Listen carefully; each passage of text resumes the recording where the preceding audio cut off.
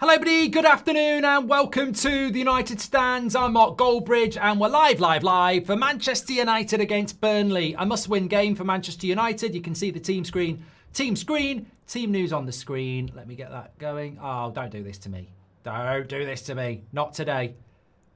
We've already seen some shocking VAR. We don't want to see any of that going on here today. Okay, there we go. That's can I make you smaller? Yes, make me smaller. Make me really small. That'll do. That we do. Okay, we've got the team news on the screen.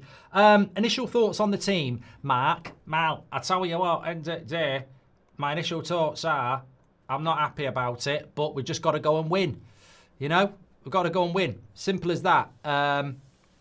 Look, straight away, I do not like the fact that Dalot is playing at left wing back. And I don't like the fact that Sesko's on bench. And I don't like the fact that Mainoo's not in team. But I do like, stop talking like that. I do like the fact that Onana's not playing. I think, first and foremost, today is a game that we have to win. And as a Man United fan, I would question anybody that is moaning too much before a ball has been kicked.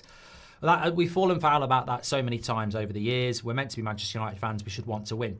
But that does not mean that we can't be constructive in our criticism of a team that we don't necessarily agree with. But then again, we're not on the Carrington training pitch. And me and Robert McCormack were talking about this on the watch-along for the game between Fulham and Chelsea, which was an absolute farce, by the way. We ended that watch-along early.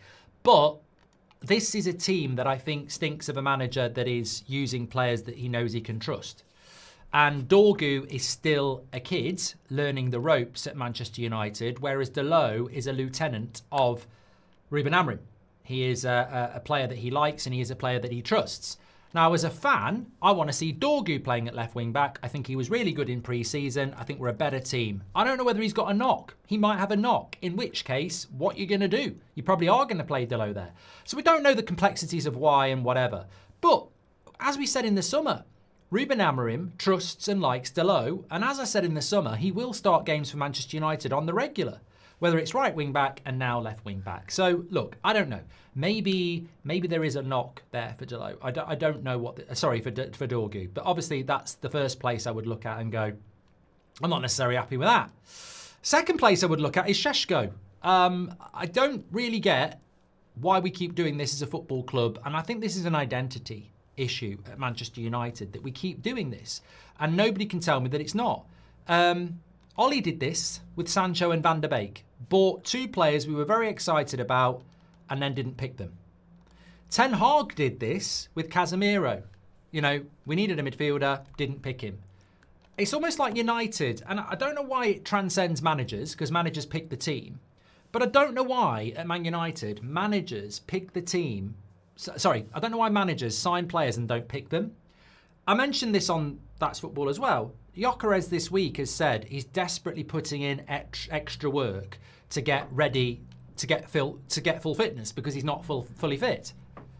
And yet Arteta's picked him from game one. The excuse for not starting Šeško will be match sharpness, but Gyökeres has been playing for Arsenal without match sharpness and has scored goals. Basically, Šeško has not started a Premier League game and has not scored a Premier League goal.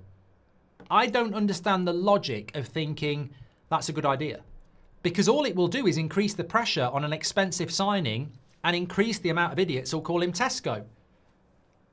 You want that striker to score a goal as quick as possible, and that's exactly what Arteta has done with Gyökeres. All right, you're not fully fit, but I want you to score.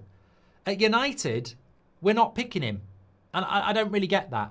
I don't really get it. But ultimately, we want to win a game of football, and United have to win today. I don't like Cunha playing as a 10.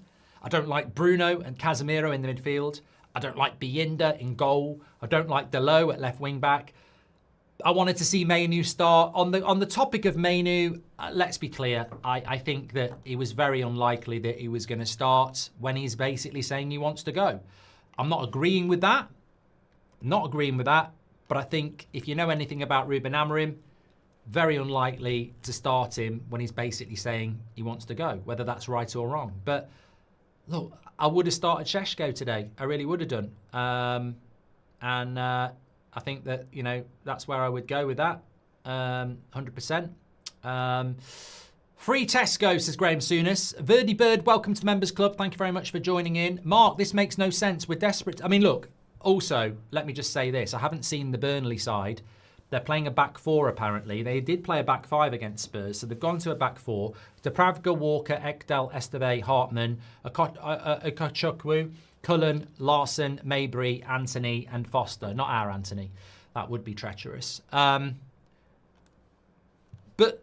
what we talked about in the preview was that Burnley average less than 40% possession in their first two games, even at home to Sunderland.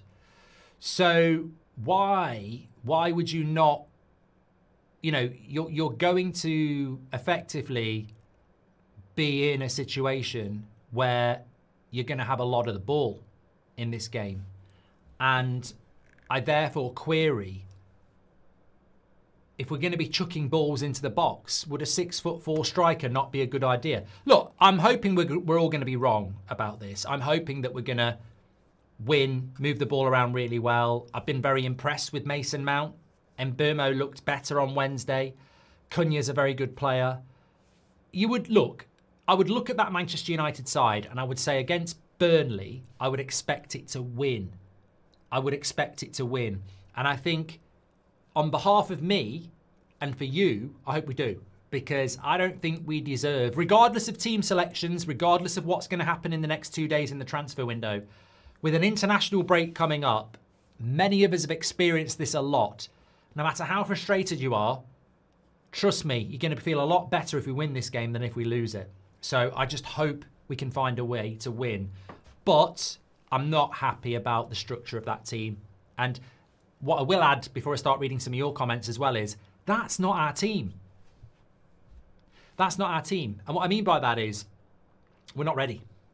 And what I mean by that is it's game 3 in the Premier League, and I know that's not the team. I know he wants a goalkeeper, I know he wants a midfielder, and I know Sesko will be up front at some point. So it's a massive indication of failure again, that we're not ready for the start of the season, because Sesko will be playing up front at some point. He just isn't ready at the moment.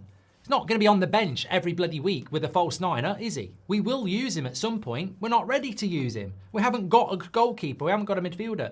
So here we are in a massive game in the Premier League again, and we're not ready. And I guarantee you Arsenal and Liverpool tomorrow are ready. We're not ready. And that's just something that we've got to stop treating August like pre-season, and we've done it for so many years. Mainu, only youth player, record will be lost, says Dale. This is a must-win match for our new manager, says Shane. Mark, why does Sesko never start, says United Edits? Well, I think we've just spoken about it then. I think it comes down to... I don't know, we keep doing it. I don't actually know. I presume it comes down to fitness. We'll have to wait and see. After 30 minutes, Sesko was cramped to the point he couldn't take a penalty kick until no choice. How do you start him 2 days later, says Chris. Beth and Ricky talking about how Shaw is our best player, wondering your opinion on this. I hope you're not rage baiting me here, because I've got a lot of respect for Beth and Ricky, but Luke Shaw is not our best player. Luke Shaw's not even in our top 5. De Ligt's better than him. Yoro's better than him. Bruno's better than him. Cunha's better than him. And Mbeumo's better than him. The list goes on and on.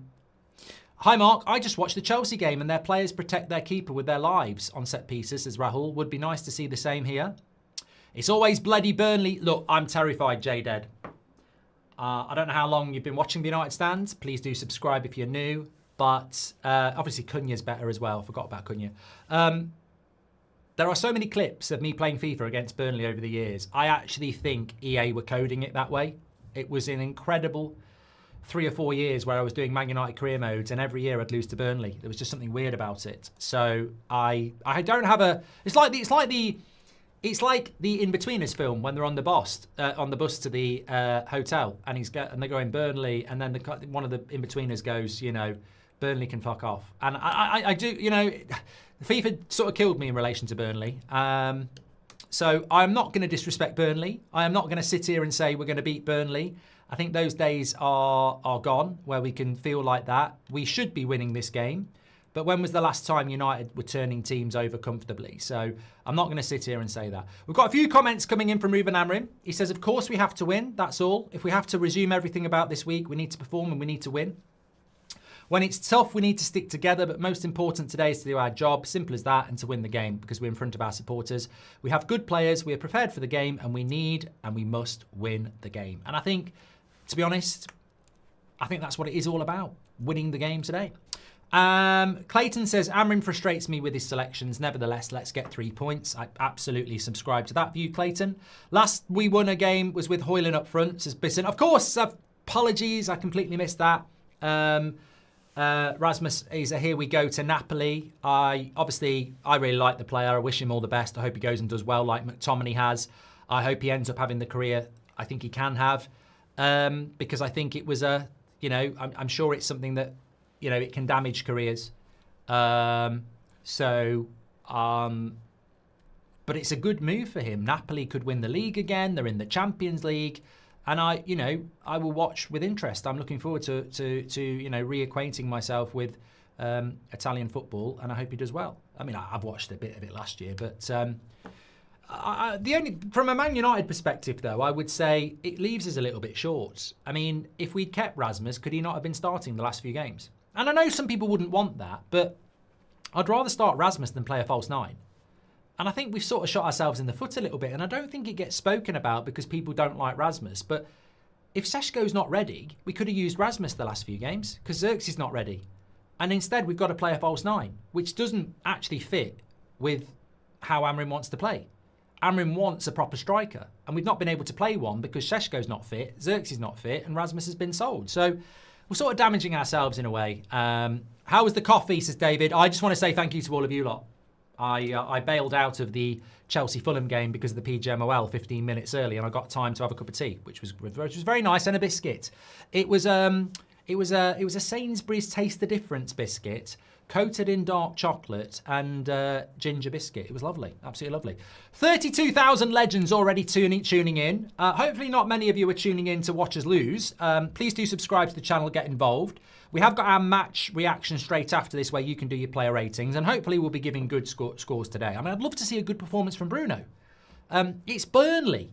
If Bruno has a great game today in the midfield and somebody says, well, he can play midfield, I'd say, sod off, it's Burnley. But well done. Bruno Fernandes and Casemiro on a combined wage of 600 grand a week should be able to beat Burnley. So I don't want to see people going, ha, sit down. Bruno and Casemiro have sat you down. Because I'll go, they're on 600k a week. I'd expect them to beat Burnley. And that's what I'm looking for today. Look at what we're doing. Do you think he's selected this team, no Šeško, because he's second-guessing Burnley and thinks starting a striker against the low block is pointless and have more creatives, as Bennett? I think if we can replicate what we did against Fulham in the first 5 minutes with Mount and Cunha and Mbeumo and the quick movement, then, we've got to get an early goal. I think an early goal changes so much. I was watching the Fulham-Chelsea game. Fulham got through the first 20 minutes, scored a legitimate goal, and think would have got a good result if it wasn't for PGMOL. I think these away teams in the Premier League, you get through that first 20 minutes and you start to get in the game. But if you concede early, the home team tends to go on and win it. And I want us to score early. We started off well against Arsenal. We started off well against Fulham, but we've got to put the ball in the back of the net. Verdi Bird, welcome to the Members Club. Thank you very much for supporting the channel. Mark, this makes no sense. We're desperate to sign a striker and then we don't use him, says Stig. And did Amorim not want him and the board just do what they want, says Stig. Thank you very much for that.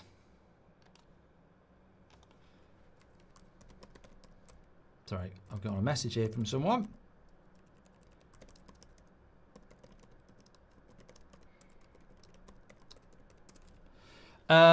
Hackney's awesome again. Future England captain, says Rita. Why are we not starting Šeško? What is this? Is Clayton. I'm just catching up on your super chats here. I will move the topic on in a moment. This is the team Kobe can't get into. Ridiculous, says Joey. I look, the Cobby stuff is very, very valid. But if I'm being completely honest, did you expect him to be playing today? Did you expect him to play today? Having said, I want to leave Man United, not with this manager. But he's on the bench. Arch says 100% we will lose today. Same mistake, light midfield, no striker, Shaw and Mount. If we had to use the Sesko like this, we could have got Joshua King, says Arch. Weird question, but who's Robert McCormack? I hear his name all the time. What's the lore behind Robert, says Kunas. Oh, he's going to love this. I don't think he's even watching, actually, at the moment. So Robert McCormack is a bit of a legend in the live chat. He turns up to every United Stand live show. He's even been out with us drinking after them. What is Robert McCormack? We bounce off each other. We don't always agree as well. He's just an old regular viewer, really. That's all it is. It's just an old regular viewer. You know, there are people like Double D, Patrick Lynch, Marvin AM. There's just people that have been around for a long time, and you can be one of those. This is thank you very much, Joey. How can Gyökeres sit on his arse all summer with no pre-season and start, but Sesko cannot, says Bill. Absolutely with you. Absolutely with you. I do always say this, though. I do wonder what the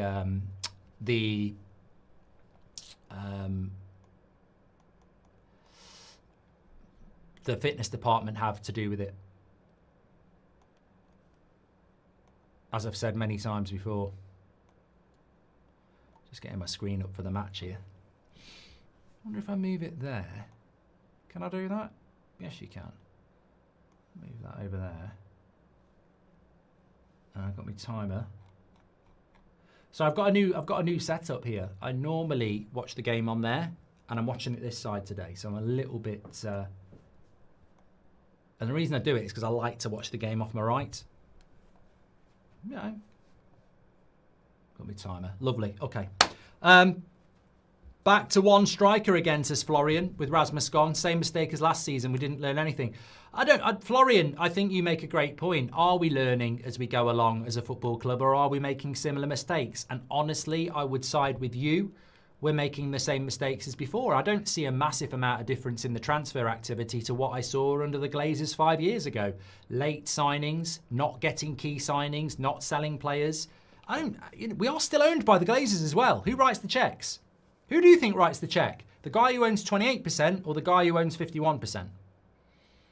There ain't no way if I own 51% in a business, the guy with 28% is writing the checks.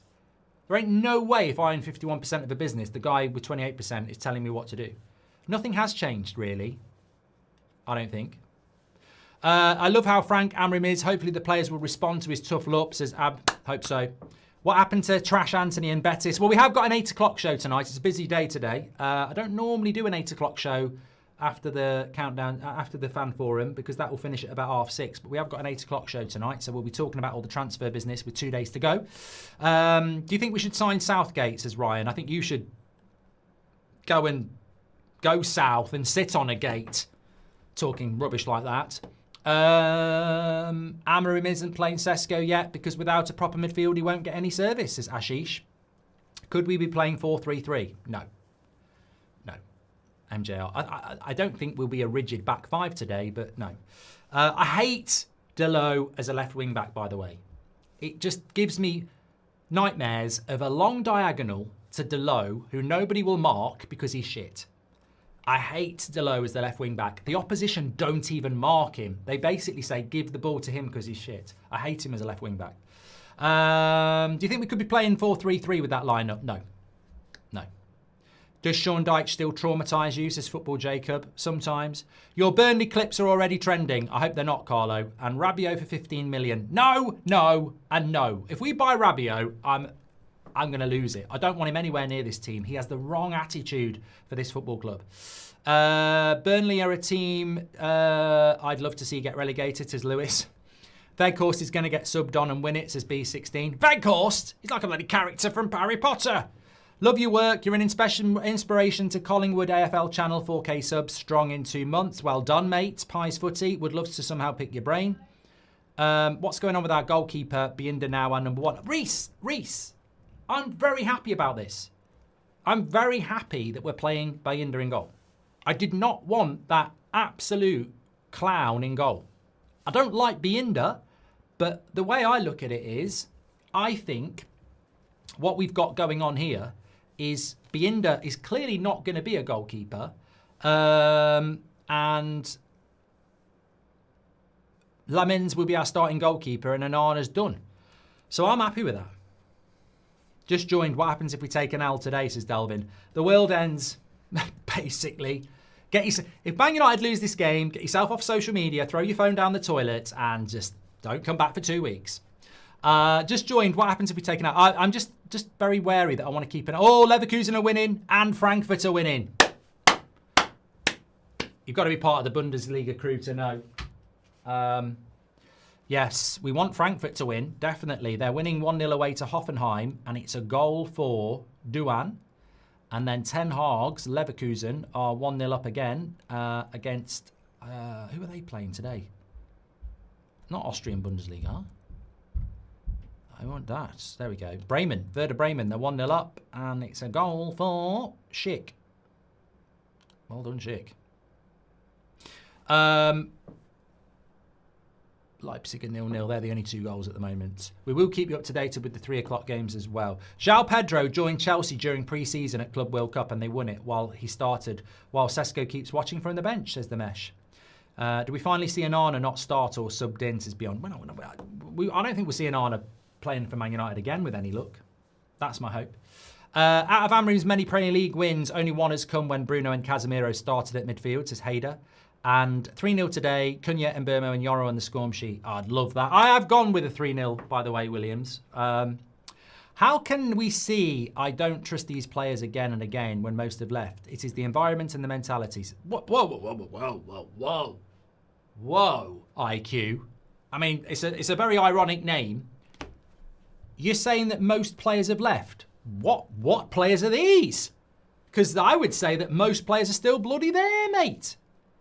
I like the fact that Mazraoui's back on the bench. Yes, I agree with you, Iffy. Thank you very much for that. I do like the fact that he's back. Oh, where's it gone? There it is.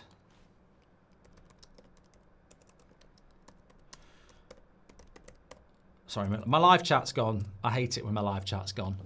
Mainu's the only youth player. The record will be lost. We've done that. Thank you very much. Loads of flags in the Stretford end. Good to see. Thoughts and prayers for our corner kick defence, says Evan. I feel like it. Well, look, if you're Burnley, they're going to soak up pressure. They're going to try and win corners, and they're going to try and keep a clean sheet and nick a goal themselves. I feel like it's only at United where players are never ready. It's so frustrating. Arsenal played their striker from the very start, says Addy.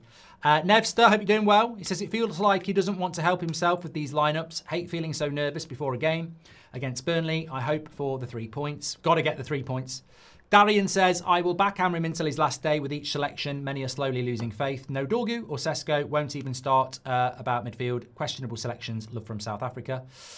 Drove 2 hours from holiday for the game. After drive back to finish holiday better win, says Robert Simons. Why have you had to drive 2 hours from your holiday? Surely you could have just put it on your phone.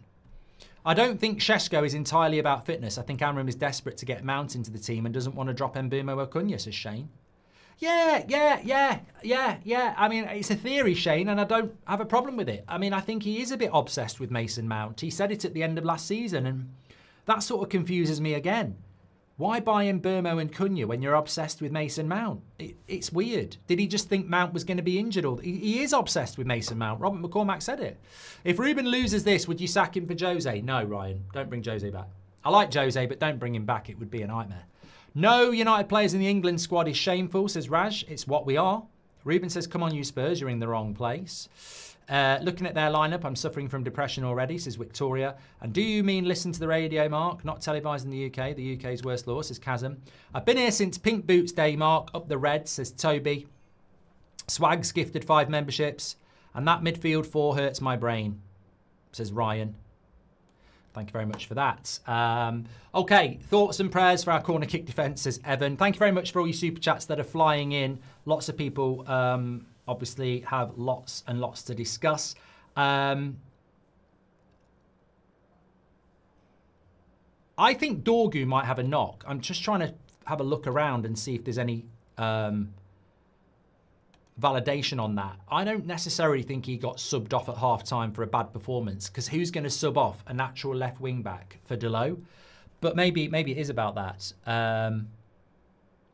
Interesting quote from Yoro. Man United's the right club for me. I like the project, and I know it will pay off in the future. Apparently Rasmus is going to have an 80 million euro release clause if he goes to Napoli. I think, you know what? I really hope I'm right about this. I think he might do well at Napoli. And we'll be looking at it going, what did we do? Well, we threw a 20-year-old up front for Man United with no support. That's what we did. With the most uninventive creative force behind him in our history. That's what happened. And that's why Šeško needs a lot more support.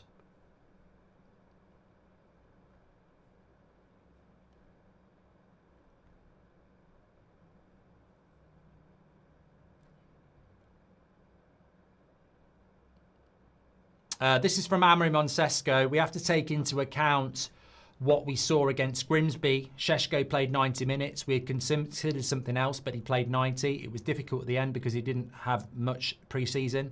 Binder is back because he's doing his job in the league. Regarding Dorgu, we sometimes change that because of his foot to have a right-footed player. We look at the opponent's characteristics. We also try to imagine the match at the end. We tried to put out the best 11. Yeah, so he has dropped Dorgu then for Delo. That's a mark down. So Amorim starts off with a 6 out of 10, like every player. I think at the start of the game, you start off with a 6. Player ratings, link is in the video description if you want to get yourself registered, by the way. But I think every player starts off with a 6. And the manager. I'd mark him down for starting Delo over Dorgu. You're down to a 5. But look, the game hasn't even kicked off. But we need, you know what? I was talking about this on the morning show. We do need to see a reaction from Manchester United. Absolutely. We need to see a reaction. If you scan the QR code next to me, you can register for player ratings. It's free to do it, and then you're registered for the whole season. You mark every player out of 10, 6 being the average, star being your man of the match. We go through that on the match reaction, and it's thousands of you and an aggregated score. So very, very accurate, of course. And I forget what I was going to say. But you can sign up through the link in the description or by scanning the QR code. I was going to say something else. I don't know whether it was mind-blowing, but I've completely forgotten. Can Burnley pull off an upset today and lose, says Nipan. We're Manchester United. I hate saying that, but Burnley at home in front of 75,000 fans. Come on. As I was saying a few minutes ago, that midfield of Bruno and Casemiro gets paid £600,000 a week. In the context of football, you would expect for £600,000 a week to be getting Rodri and Caicedo. We get Bruno and Casemiro. So, you know, is that an example of United's stupid recruitment policy? Maybe it is, but I still expect paying 600 grand a week to get a performance, to be honest with you. And people need to remember that. We are paying these players ridiculous money. I expect performances from these players. I think this is where Amorim loses a lot of fans, says Man, plus guitar. Can Burnley pull off an upset today and lose? That was from Nipan. Just got back from an out in Sydney, Mark. What are you thinking will happen in the game? I'm going with a 3-0 win for United. It might be short-sighted, but I'm excited. Maybe he's colourblind, says David. Erik ten Hag has set this beautiful club back 10 years with his terrible signings of Anthony and Mount and Onana and Casemiro, chasing De Jong an entire window as well, says Bruno Pogba. If we lose here, do you think he'll walk, says Ryan? I mean, never say never. Could he try not swapping Mount with Bruno for a game? For the love of God, Bruno is needed higher up the pitch, says J4. The thing I don't like about Bruno is that if Cunha is playing as the number 10, as the false 9, you're basically dismissing one of the big things about his game, which is his ability to pick up the ball deep and turn and run. And against the low block, that's really important because you pick up free kicks, you make space. I don't really like Cunha as an out-and-out striker, but Mount has been playing well recently, and hopefully Mbeumo can have an impact. Maybe Ruben's playing poker and 4-10s is in solid hands, says Jason. Dylan Crossley, welcome to Members Club. St. Jimmy was at Kneecap and Fontaine's DC concert in Belfast last night. Absolute champers, says St. Jimmy. And we've got quite a few leave over the last 5 years, says IQ. I disagree. Fermin Lopez would be a great competition for Bruno. Half of these players are too comfortable and we need more competition. So Spooky Grim. And how is this washed-up player Mason Mount starting above Sesko and Xerxes? We are choosing to play without a striker when we struggle to score goals, says Victoria. What about swapping Mount and Bruno, says Blake. Hi, Mark. The Amorim Out Brigade are clueless, toxic sods. They've learned nothing from the last 10 years of appointing, sacking and repeating. Thank you very much for that. OK, we're about ready to start this game. Let's hope we can start it well. Ross says Ollie's looking for a job. Hannibal Mabry back at Old Trafford. Mbermo is about to start it.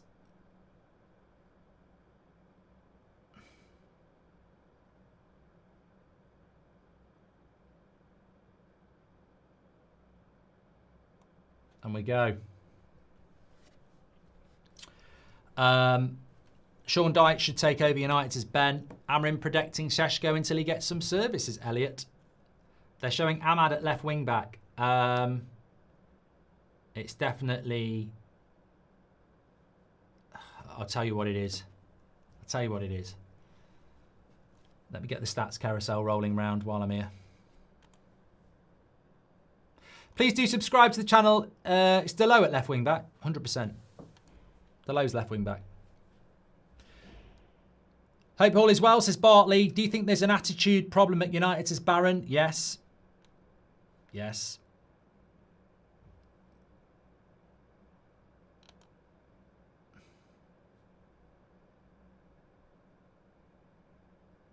David says, do you yell, get in, during lovemaking? No, I think that's a bit weird. Can you imagine that? Oof.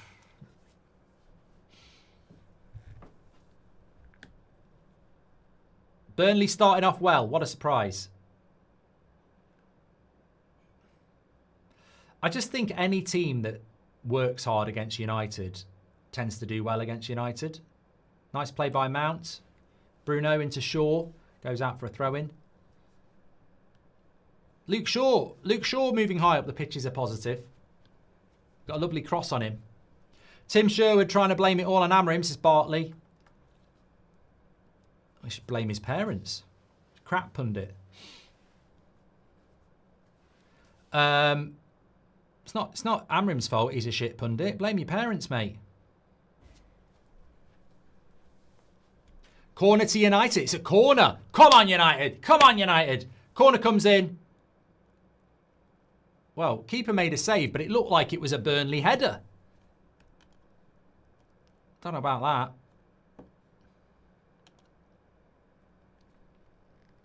that. Early corner. Got to score early in this game. Just give us something to be excited about. Please do share the video if you're watching, by the way. Let's see if we can get up to 50k. Biggest and best fan community in the world. Thanks everyone for tuning in this afternoon. Keep your comments coming in. Please do subscribe and share the video. United against Burnley. We will keep you up to date with the other scores. Frankfurt are 2-0 up against Hoffenheim. Don't forget, I am Bundesliga Bridge, and I want Frankfurt to do well this year. Ten Hag's winning 1-0 as well away to Bremen. There are other Premier League games for us to keep you up to date with. Remember, Spurs are at home to Bournemouth. Sunderland home to Brentford, and Wolves home to Everton. So they're the other games today with us. I'd love to see United win the game. Cunha definitely playing as the striker.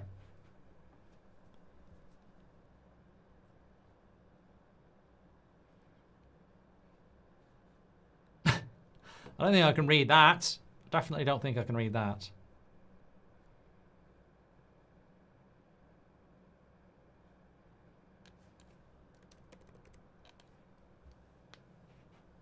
Was that a header towards...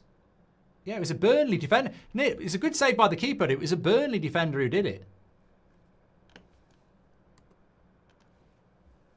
Would have been an own goal. Of course, Dubravka was on loan at United once.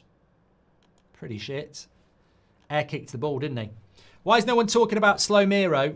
I think, you know what I think it is, Irv? I think you run out of negatives to talk about in relation to this United side. I'm absolutely convinced that Mainu can play that position instead of Casemiro.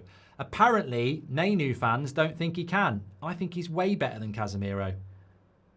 People talk about Mainu being slow. If Mainu's slow, Casemiro's a dead snail.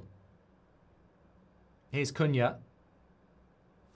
Goes for a shot straight at the keeper. Mark, do you play FPL? I do like FPL. I haven't played it this year, Finn. Shooting towards Stretford End first. Never fills me with confidence, says Chris. And Nath Footy, hope you're doing well, says, I've just tuned in. How do you feel about the lineup? Bruno goes wide. Loads of space for Ahmad. Don't shoot. Cross it. He puts the cross in. Oh, why, Mburmo? Why? That should be 1-0 and we're doing it again. We're doing it again. We should be 1-0 up here. Lovely cross by Ahmad. And to be fair, I think it's probably good defending to take it off Mburmo's head. I don't think it was a good chance. It was just good defending. Watch Dubravka, ex-United player, have a world-class performance as Broski. Another corner. Mount's first one was good. I like the fact that Bruno's not on corners. It's a good corner again. It's headed away by Burnley. And Mburmo, use Ahmad. Come on, this is a good start. Come on. Ahmad, use the overlap. Casemiro, use it. Bruno, first time cross. Yes, good cross. Luke Shaw, De Ligt, on the far hand side. Keeps it in. Wins a corner. Well done. Given a goal kick. Oh, we go again. PJ Moel again. How can you give a corner when you're 50 yards away? How can you give a goal kick when you're 50 yards away? Knobhead. Why does Scott Parker look like he's coming for a bloody job? Get back in your garden and do keep-ups for McDonald's. Tony Shannon's in the Santiago in Portugal, sitting in a bar with a beer. Sounds absolutely lovely. Cobby, Scholes played 16 league games at age there, says Johnny. Didn't mainly play as a 6 in his breakout season. Yes, you did, Nick. I really do think that the bigger flaw with United is not the tactics, not the manager, but simply the fact that our players are lazy. I agree with you, Roberts, as well. Thank you very much for your super chats. Michael says Scott Parker's better than Amorim. Yeah, Scott Parker has managed a team to 2 league titles and Champions League football.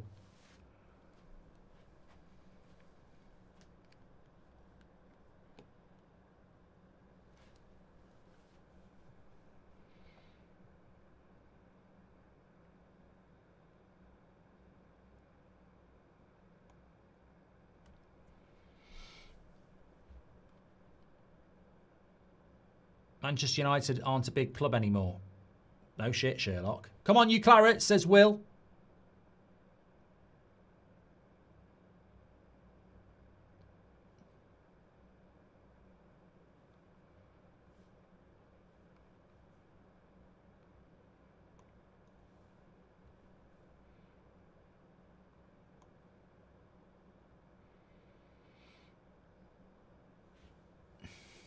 You know what you need in the first few minutes? You just need a little bit of confidence, you know?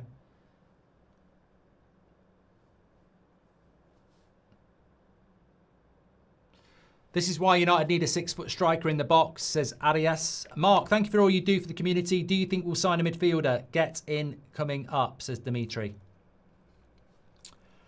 I don't know. I mean, we've got 2 days left in this window to do business, and I hope that we can buy a midfielder, but you know, it's not guaranteed by any sense of the word, is it?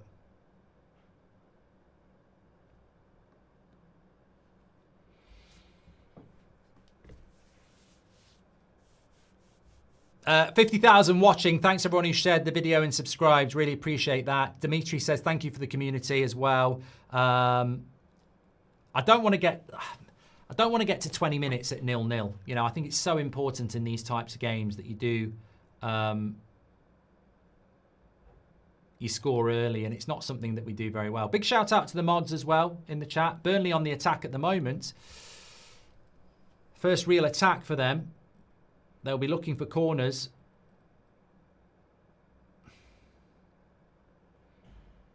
Oh, get up. It's only hit him in the face. Get up. We've all had a ball in the bloody face. Get up. Don't slow the bloody game down. Get up. Casemiro on the floor. He'll never get up. Ricky said to pay attention to headers. Yoro and Shaw hinting Shaw is way better, but Yoro headers all going to a red shirt, says Daryl. Amorim was the one that said Manu is competing with... I'm not talking about this anymore, or if we shut up. It's your boy Calv. Has been a member for 77 months. We're not talking about Amorim saying... Man U's competing with Bruno anymore because it's absolutely stupid, and we've spoken about it so many times. It's illogical if you're new, because Man United play with a double pivot. So if Man U can play where Bruno plays, he can play where Casemiro plays, because it's a double pivot. And in Man U's breakout season, he played as a number 6. This is why United need a 6-foot striker in the box. Is this start, the crosses and corners, not exactly what Šeško is made for, says Matthew. Could you play in United's midfield, says George. Not now. Not now. Absolutely no way. No, no. Any good manager is able to improve what they have, says De Burka. I don't agree with that.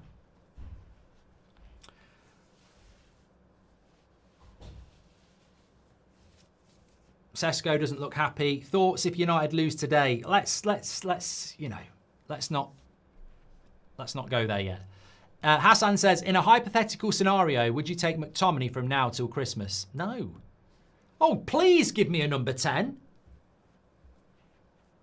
Tell you what, a number 10 is like looking in my cupboard and seeing tin tomatoes. We've always got bloody loads of tin tomatoes.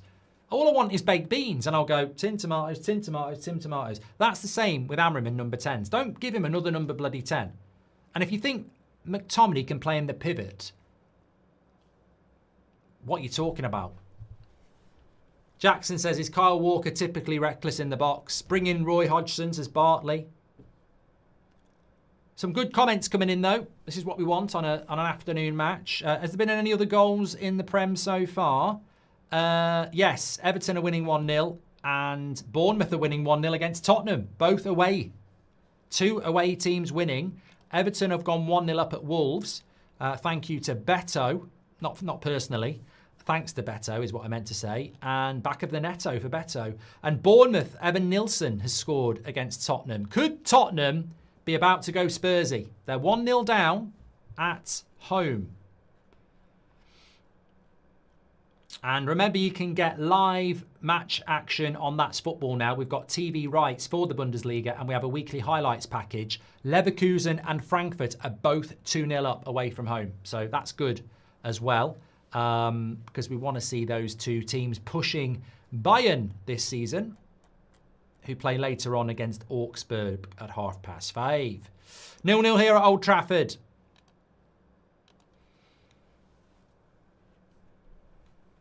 How's your FPL, Mark? I don't play it, Homeler. I don't play it. Owners and players should be gone before Amorim, says Bartley. Do you believe United are on right track with Ineos?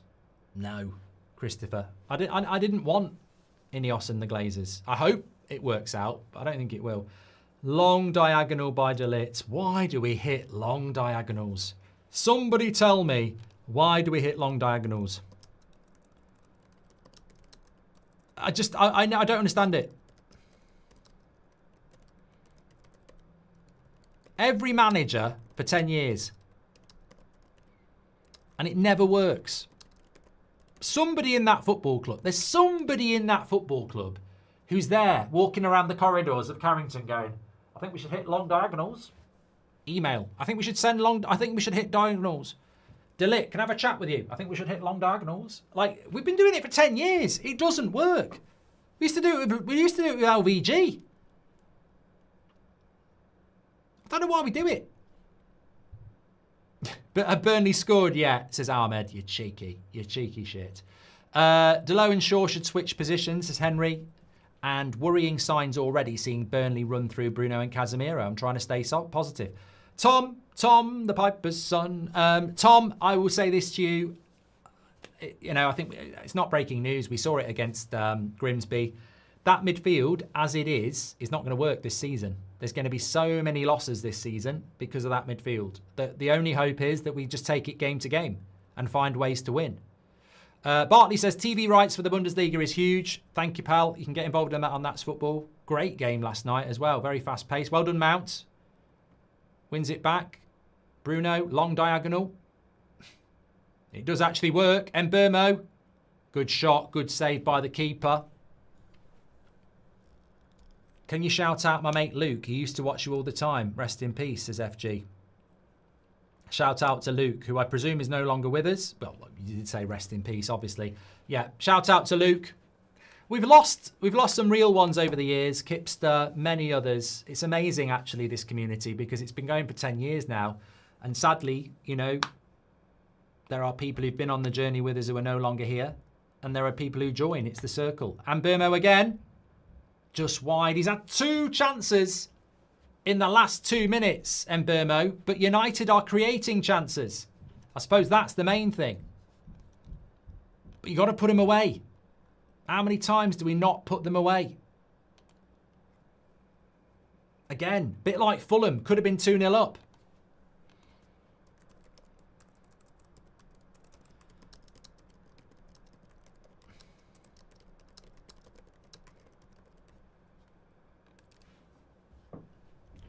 And if, you know what, if you're Amorim, you're looking at that and you're going, I'm under pressure, I need to win the game. And all right, they're not sitters, but we've had 2 or 3 chances. You just want one of them to go in. Can you call EBS a prat, please? It's my missus, says Lewis. I thought it was a building society in Ireland. Used to get them EBS Clontarf. This actually, EBS Dunleary. This is actually the worst midfield we could pick, says Pete. Sure, better on World Cup season. Funny that, says Dylan. It's amazing how he's staying fit as well, isn't it? It's amazing how he's staying fit. Might be a controversial... Could be a penalty here. Is he giving it? Is he giving it? I think he's giving it. Has he given it? A penalty! This is big. Mount goes down. I think he's given it. I'm just waiting for confirmation. Kyle Walker with the mistake. Mount gets onto it. I think it's going to be outside the box.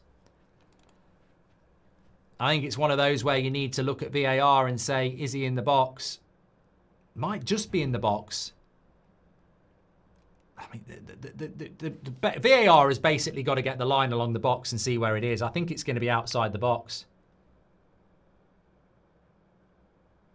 Could get given. We need it to get given, really. A bit of pushing and shoving going on as well between players.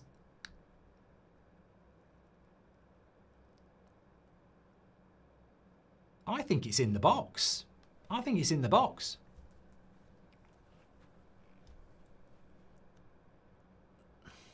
I mean, should it not be a red card? Is it not a red card? Is it not a goal scoring opportunity?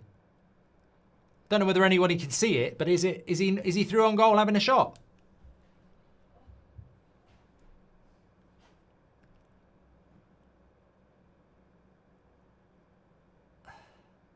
No, there's a defender covering mark apparently.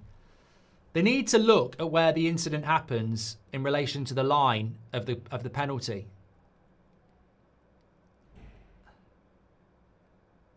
I think it's a penalty. I think it's a penalty. But the game's so stop-start these days, isn't it? Mount's been good this season, really creative in the 10, says Rohit. Henry Winter last night saying Amorim doesn't play United way as he plays with no width. No width. When we play wing-backs, need whatever he has in his tee, says Zeno. Well, he's a Rashford fan, isn't he? He's going to VAR here. Man Utd can definitely play over Casemiro, but if they really want someone more defensive, I'd be interested to see Martinez play there. It's not going to get given then, is it? It won't get given because the referee gave a penalty and now VAR is trying to say, take a look at it. So it's not going to get given here. It won't get given. We'll have a look at the... oh my word, we'll have a look. Of course we'll have a look, says Clarence. Will you sell Delo for Semenyo? No, JB. We don't need another winger. We don't need another number 10 or a winger. We hit long diagonals due to the midfield being shit, says Daz. It's been less than 15 minutes and we already have vacated the midfield, says JD. Would you go back for Jose, says PJ Kelly? No. Sure, better on World Cup season. We've done that. He's pulling his shirt.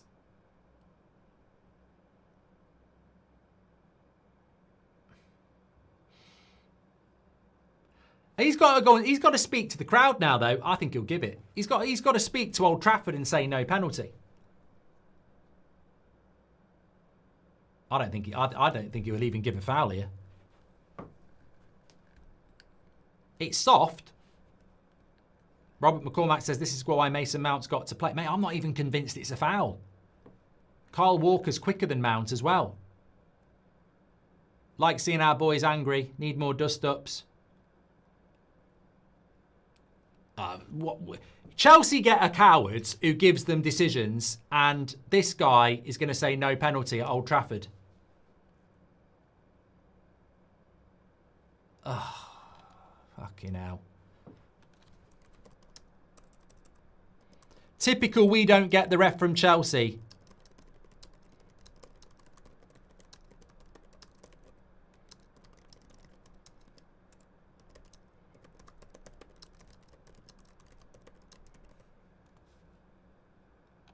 That ref from the Chelsea game would have sent Kyle Walker off and given us 2 penalties.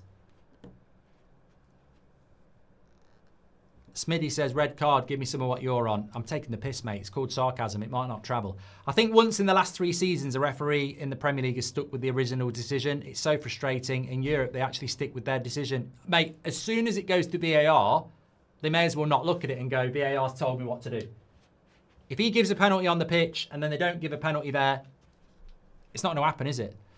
I'm sick of VAR, says Job. Well, we've just lost 5 minutes of our life. We're never going to get back. No Sesko starting again, says Bounty Hunter. I'm glad we aren't talking about the keeper, says Taylor. Give it time. Mount scores the free kick anyway. We haven't got it, Fletcher. This is taking forever, says Smoggy. Thank you very much. I like the way we're switching our number 10, our number 9, by the way. And Burmo at the moment is the number 9. Lovely play between Cunha and Ahmad. That's a penalty. No, he got the ball. I think he got the ball that time.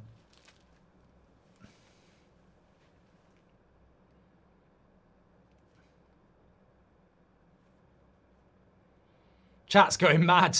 Thanks everyone who's watching in. Make sure you subscribe. I think he got the ball. He might get a bit of the player first. No, he gets the ball. Gets the ball.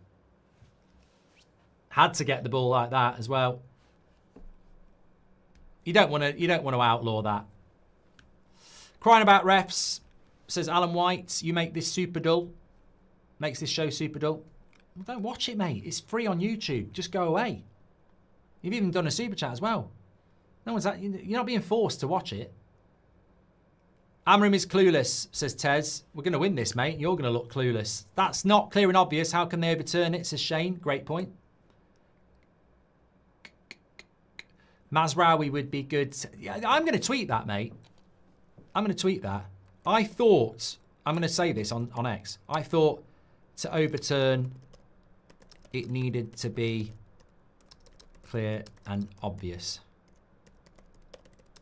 From the vast amount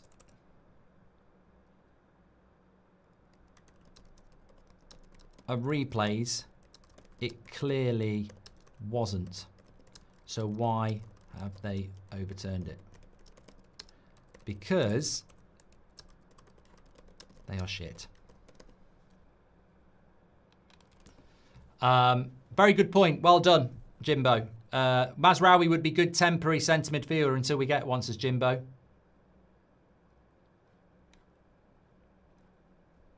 You know what? I just think VAR is so bad. The PJML are so bad now, we forget what the rules are. But you're right. If it's clear and obvious, they can overturn it. It wasn't clear and obvious. How many replays did they need? It can't be clear and obvious, can it? The amount of stress and ageing this job is on managers is crazy. Amorim looks knackered, says Gummy. Shropshire Tom says, is Amorim out if he loses this? I don't know. We're not going to lose it, mate. We're going to win it. We're playing well first 23 minutes. Just got to put the ball in the back of the net. Can you shout out Greg Atkinson and myself from South Australia, says Nathan. Also thank our missuses who wake up and go to bed to your voice. We like it, but they say it's a bit nasal. Shout out to Nathan and Greg. Thanks for your super chat. Everything goes through Cunha. He's so good, says Jake. Ryan says, does anyone fancy a curry in Morrison's car park? Is it warm? Terrible touch by Delo. 72,000 watching. Legends, thank you very much for tuning in. Make sure you subscribe, get involved with the United Stand. We're live every night at 8 o'clock, every morning at 10 o'clock. Last 2 days of the transfer window, of course. Hopefully United can do something in it. We should see Shesh go on at some point. The trouble with United is not scoring goals. 4 attempts, 2 on target. Burnley have had none. You've got to score. If you can't score goals, you can't hurt teams. And we're not scoring goals. We started off well against Fulham. We couldn't score. We played well against Arsenal. We couldn't score. And we've started off well here and we can't score. It's almost like we need to buy a striker. Oh, forgot. We've got one. And we've just sold one. Maguire with the win today, says Tommy. I hope we're not in a position where we need a late Harry Maguire win. I'm not sure I can deal with that. Ankit says Delo can't even control a ball and he's in Amorim's leadership team. I forgot he was in the leadership team as well. I like Delo. I think he's a hard-working professional, but I wouldn't want him in my leadership team. Jacken says, I wish we had a 6'5" striker. He would be useful in a game like this. You know, as a focal point, somebody to, you know, get on the end of things in the box. London Nomad says, many Iranian United fans currently getting by. United has always gotten them through hard times. And sadly, United recently hasn't been up to scratch. Thank you very much for your super chat, pal. Olo says you're getting cooked bitterly today. Don't know what you're on about, but at least you're winning in your own head. Do you think Xerxes still an option for us, says Benji? Well, he's still at the club.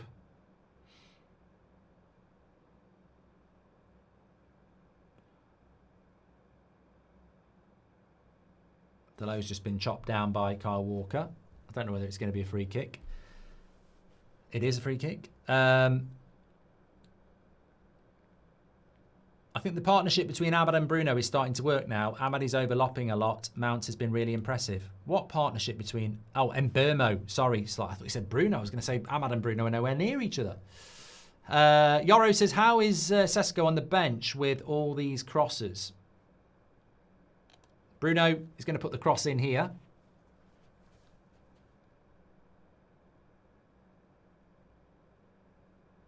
Goal! Goal! Yes! 1-0 to United. Bruno with the cross. Casemiro. Referee says it's over the line because it's hit my head. And United are 1-0 up. And I'll tell you what, people have been saying Bruno and Casemiro are shit. They probably are. I'm not going to change my mind. They are a shit midfield too. But on the attack, from a Bruno cross and a Casemiro header, it is 1-0. And as we know, Casemiro may be ancient, but he can still get his head on things. And Bruno can deliver a set piece. It's 1-0 to United. We've got that relatively early goal. Cross comes in. Casemiro's header. Well, it's an own goal. It's an own goal. It's hit the bar, hit the back of a Burnley player, and just gone over the line. We need to see the white bit. Look at the white bit. It's over the line. It's over the line. And United leads 1-0. Bit of luck. They all count. We've just got to find a way today.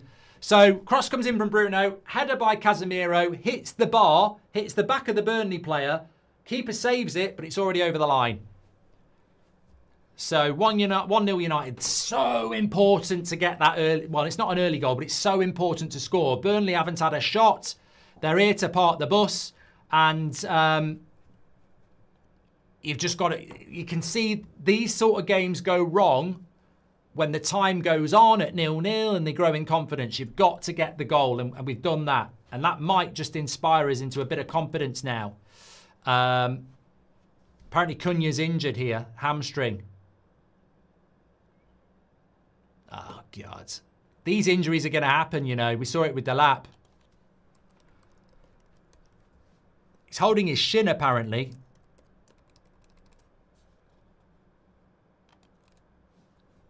No, hamstring. He is holding his hamstring. J-Dead says United's highest scorer this season is OG. Amorim can't believe it. Mate, chill out. What do you think happens when you buy a player? They can... What you know Amorim doing that? Mate, you're not the most unlucky guy in the world. Cole Palmer's injured. Delap's injured. People get injured.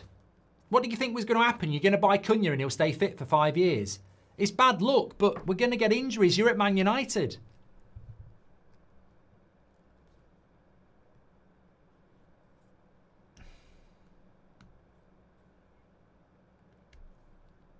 Put Bruno at number 10 and bring Mainu on.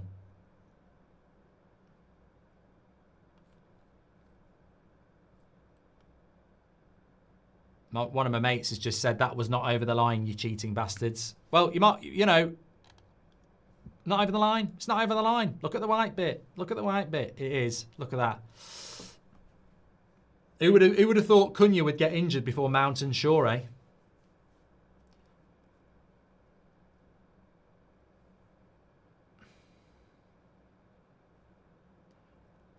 Straight down the tunnel for Cunha.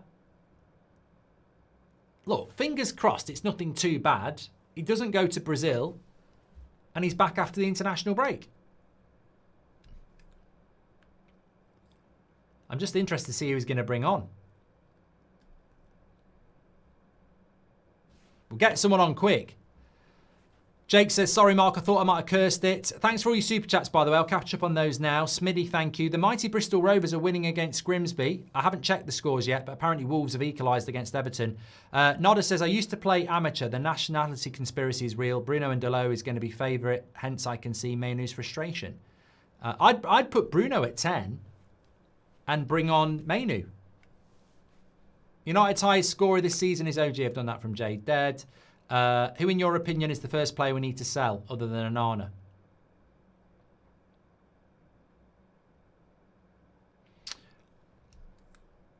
I would have sold Bruno in the summer. Took the 100 million, mate.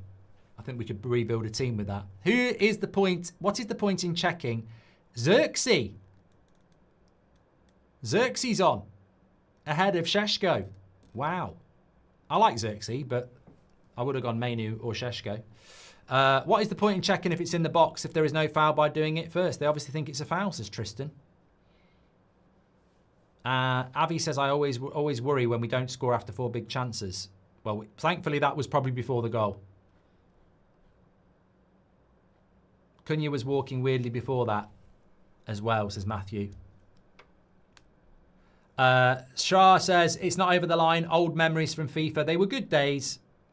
I am bringing it back at the end of the month. I can't remember when EAFC 26 is out, but it is coming back. Cunha, 8 weeks. Oh, we've got a medic in the room. EC. TL says, how long before we call it? They call him Benjamin Tesco. They're already doing it, mate.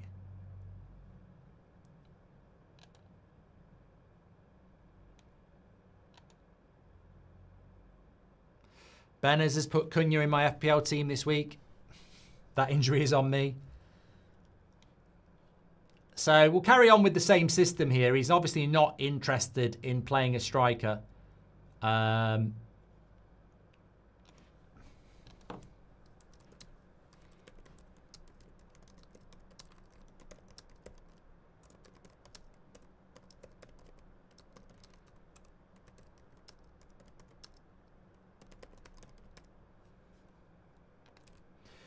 Burnley starting to come into the game a little bit more, though.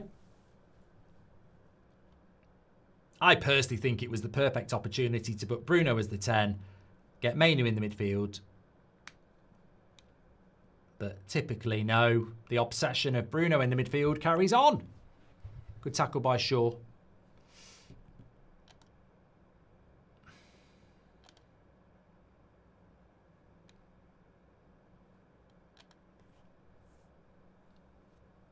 I hope we're not going to park the bus now. Lovely ball in the box. Ahmad defending. It's always weird to see. Sesko wasn't the striker he wanted. No sense in it, says Serge. I hope that doesn't start happening because, you know, people might look at it like that. It was a Favel signing, remember? That can happen. I'm not saying that has happened, but that can happen. You know, a signing can be not a manager signing. Hey, you, says Tyler. Bruno's looking more disciplined, says Calvin. He needs to be. If he didn't want a striker, that 90 million could have been went for Belabor, says Jack.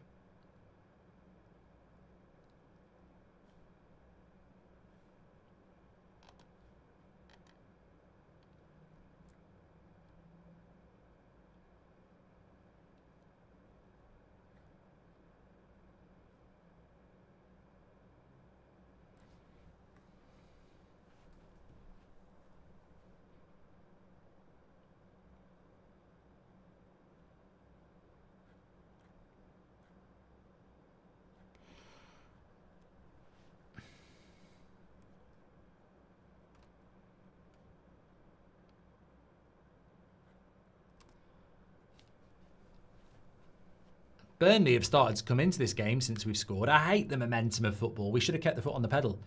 92 says Bruno plays in the midfield for Portugal. You don't watch football, do you, mate? Thanks for exposing yourself in front of 72,000 people. Bruno does not play in the midfield for Bruno in the context you think. He plays in a midfield 3 as the advanced midfielder, the same way as he did for Man United in a 4-3-3. Thank you and good night. He does not play in a midfield 2 in a 3-4-3. Cunha was my FPL captain. I'm Cook, says Nicho. Bit like 92 Walters. Maybe Amorim doesn't rate Sesko. I remember Ten Hag refusing to start Agate for the same reason, says Michael. Thank you, Mark, and our amazing community for your support last week. Funeral is set and twins are due in January. I think I have found our 2 new signings for the midfield, says James Boy. Thank you, mate. Thank you, mate. Hope you're doing well. I think it's because Sesko had cramp in midweek and they deemed 60 minutes too much. That's probably a fair point, Amar, actually. Bringing him on this early, yeah. You'd have to sub him again. Dazzo says, if you can put on your 70 million striker against Burnley at home, then when can you? Dazzo, I would agree with you, but I actually think that's a fair point that somebody just said then. If you bring him on now, they clearly feel his fitness levels aren't right. Jack says, if you didn't want a striker, we could have bought Baleba. We've done that as well.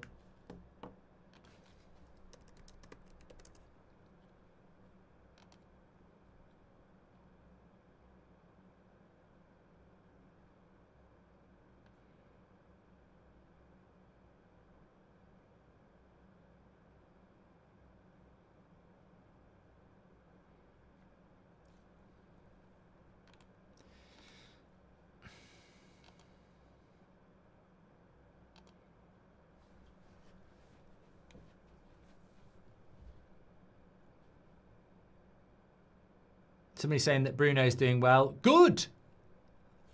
Good. £300,000 a week and he's playing against Burnley. I mean, you know, I'm not even going to praise it. Fucking good. Shame he couldn't do it against Fulham. He should be bloody playing well. Casemiro should be playing well as well. You're playing Burnley at Old Trafford and you're on 600k a week. Good. I'm not going to sit here bloody praising it. Pass me the tissues. He should be. Burnley got a great chance. Over the board. Delo's having a shit game.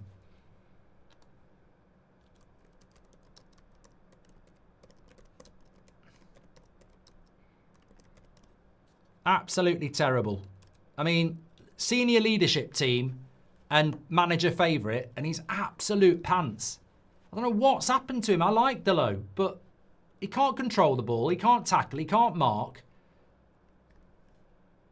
That was a good chance for Burnley. Do you think Arsenal are going to get anything at Anfield? I've gone with a win, Thomas, but I think it might be narrow-minded because apparently they haven't won there for years. Everton Wolves is game of the weekend so far, says Will. Well, I can tell you the score there is 2-1 to Everton. They've just retaken the lead. Spurs are still losing at home to Bournemouth. Sunderland and Brentford's 0-0. Wolves did equalise through Hee-Chan. And Ndiaye has scored for Everton. I went for a draw in that game, so fingers crossed. Just having a little look around at what else is going on in League 2. Why am I looking in League 2? I don't know. I was going to look at Bundesliga. That's what I was going to do. Switch of the play by United to Ahmad. Bremen have got a goal back, 2-1. Leverkusen. Ahmad. Over the bar. Leipzig are winning 1-0 as well. They've got a goal into the second half. It was a goal for Baumgartner, who has been linked to Crystal Palace. He scored for Leipzig, 1-0 there. Home to Heidenheim. Leverkusen are 2-1 up still against Werder Bremen. And Frankfurt are 2-0 as well against Hoffenheim. Team to watch, Frankfurt, I think. We've got them live footage in 2 weeks against Leverkusen on a Saturday night. Man United have got another corner here. Would you rather have Grimsby goalkeeper at 3k a week or Binder at 40k? Well, he's not done anything wrong yet. And begging for Wi-Fi. He also says, congratulations on the Bundesliga TV rights. Yeah, we're loving it. Great game last night. Mason Mount flicking the ball on the front post. And it lands on top at bar. Jay Law says, I'm 34 and I get giddy about you and the people's success. I feel like a proud father with everything you do. Thank you very much, mate. Although I am older than you. 1-0 up and we're sitting back and waiting for them to score. Please score more, says Ankit.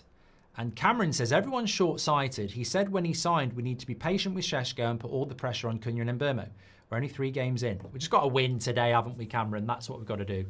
Eggy says, Burnley are shit. 3 up, 3 down. Hi, Mark. I've done that one from Thomas Walker. Everton Wolves is game of the weekend. Hi from Madeira, Mark. Bruno is doing a monster game, says Louis. I can't be listening to this Bruno glow-up bullshit. He's not a midfielder. He's never going to be a midfielder. He is playing well today, but I don't want to listen to Bruno's going to be our midfielder. Like, he is not going to be our midfielder.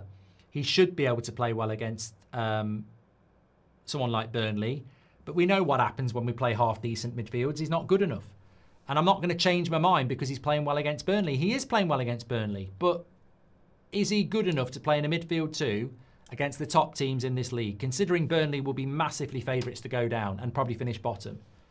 I said it before the game. We need a good game from Bruno. We need a good game from Casemiro. I would bloody expect it against Burnley at home.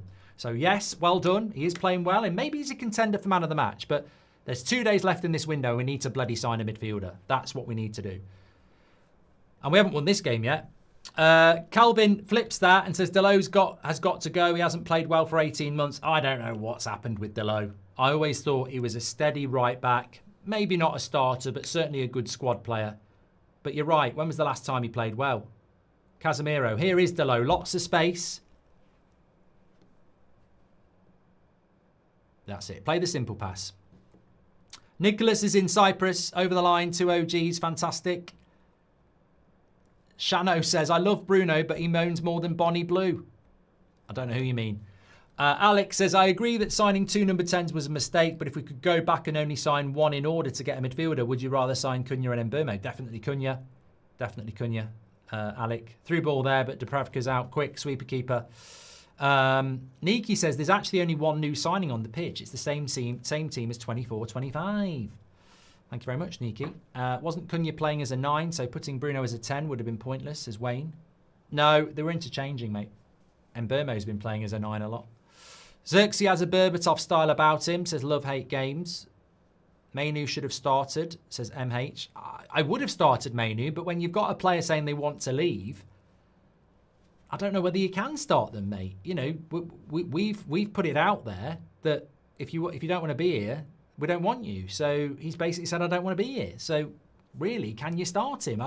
I want him to start. I want him to play. But when you're putting it out there through Ornstein and Romano that you want to leave, I mean, you're probably not going to get picked.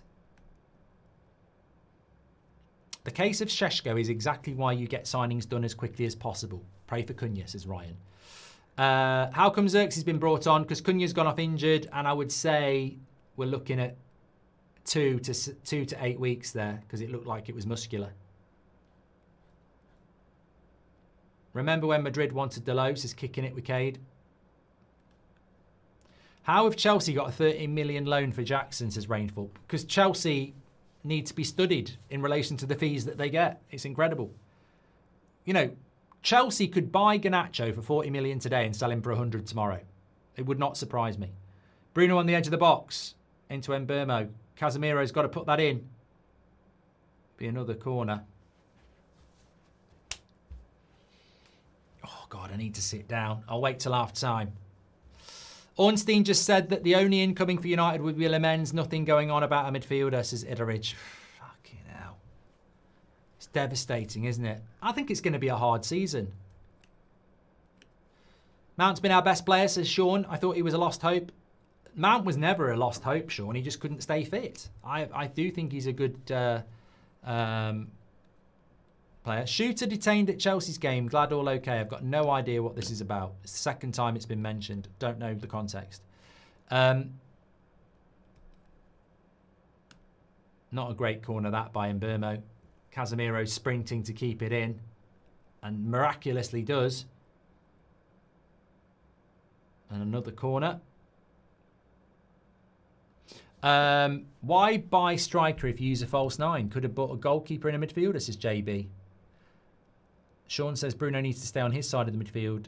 Matthew says, I agree. Sesko can't be manager's pick. Arsenal proved we could build elsewhere without a number 9 to compete for top 6, especially with the amount of rotational options we've got in the front 3. Hashtag I'm a believer. John says, Mason Mount obsession, Bruno in midfield, Delo obsession. This manager is sacking himself. And Mohamed, let me just wait and see what happens with this corner. Bruno's on it now. Good save by the keeper from Ahmad's volley.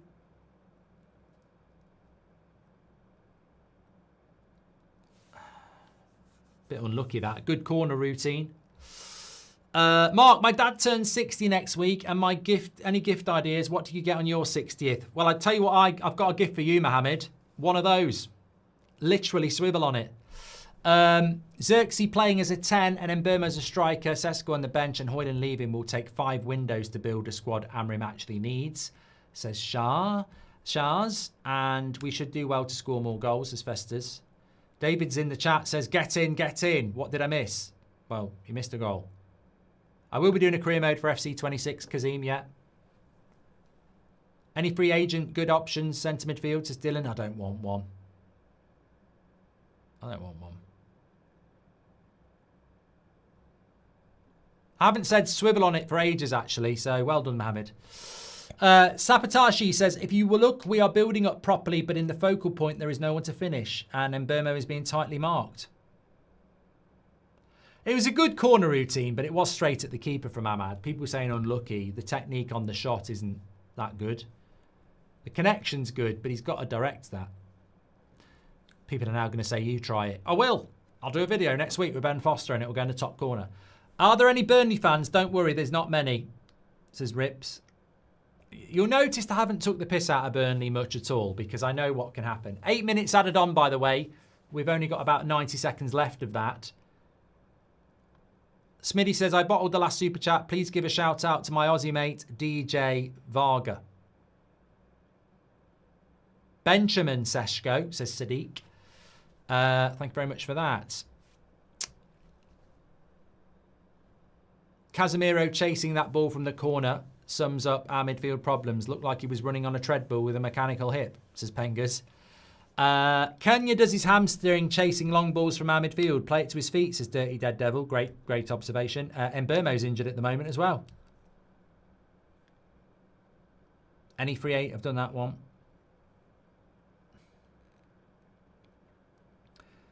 Could we see Kone get play more times, says Keegan? I don't know whether he's fit, mate. He had quite a bad head injury, but I don't know in relation to that. Ben Foster said we should get Southgate, says Edgar. Right, I'll have a word with him. Xerxes on the turn. Should have passed that. Shouldn't be shooting from there. I want to get rid of that mentality in this team to shoot from stupid areas.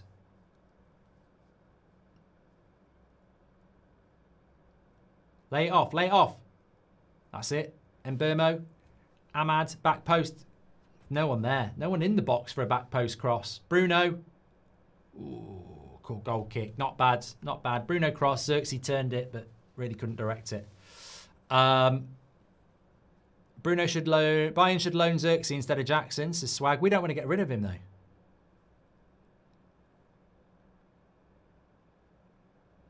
Angry Brits worried about Casemiro because he'd just seen him sprinting. Garnacho sat on his phone like a twat earlier, says Evan. Yeah, I did do a watch-along on That's Football, right? So, first 20 minutes, the game's actually going on. They cut to Garnacho, and for like 20 seconds, his head is down. It's never coming up. Just on his phone the whole time. And I thought, thank you. Thank you for going. Delo is not technical enough to play in this system. I guarantee he'll play 90 minutes, though, says Taylor. Tom says, I'm still Amorim in, of course, but one of my biggest criticisms is the lack of adaptability. Bruno in the midfield for this game works, but away games clearly fails, says Tom. Yeah. I think Bruno's played well. Definitely played well. But he'll be in this game against City. He'll be in the midfield against Chelsea, and that terrifies me. Football Manager says Luke Shaw's on 150k a week. So apparently it's a bit more than that. Do you think corner taking has been more threatening without Bruno taking them, says Clinton? I think you've got to mix it up a bit. I'd like the fact that we've used Mount and see, this happened against bloody Fulham. We've had 8 minutes added on, and we're into the 49th minute. Why are they adding on time on added on? If they score from here, the referee's a wanker. We should not be having time added on top of added on time. And they nearly did score as well. Blow the blessed bloody whistle. He's added a minute and a half on top of 8 minutes. Xerxes into Mbermo. Into Ahmad. He's got to score. For fuck's sake, mate. Fucking hell. Couldn't bloody finish his dinner. What the bloody hell's that? Mate. It's a really good breakaway. Xerxes and Mbermo do exactly... Well, Ahmad actually closes it down. He's got to score that. He's got to score that. I mean, bloody hell, it's a tap-in. I'm scoring that. I mean, you've got to at least hit the target. If the keeper pulls off a worldie, great. But don't miss the target. Man.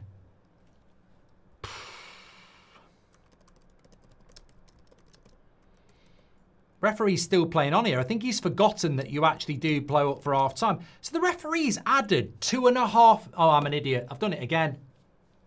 Why am I so thick? I do this every time. He's not added anything. We're only 5.5 minutes in. I do this every time. It's a weakness with my brain. How Xerxes missed that as well? Don't listen to me. He's not adding time on. For some reason, I've gone from 40 minutes to 49 and think we've played 9 minutes. We've got to get to 53. Apologies. Imagine if Burnley had scored and I'd lost my shit and then people would have gone, mate, it's 53 minutes it's got to get to. Xerxes as well. He's got to score that. Fucking hell, lads.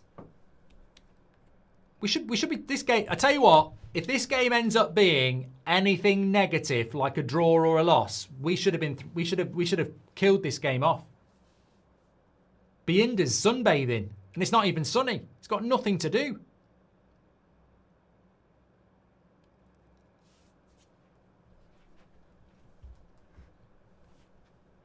The low against West Ham flashbacks, says Fletcher. United are edging us with these missed chances, says J-Dead. 40 million, 5 million plus 8 is 53. I know, Anthony.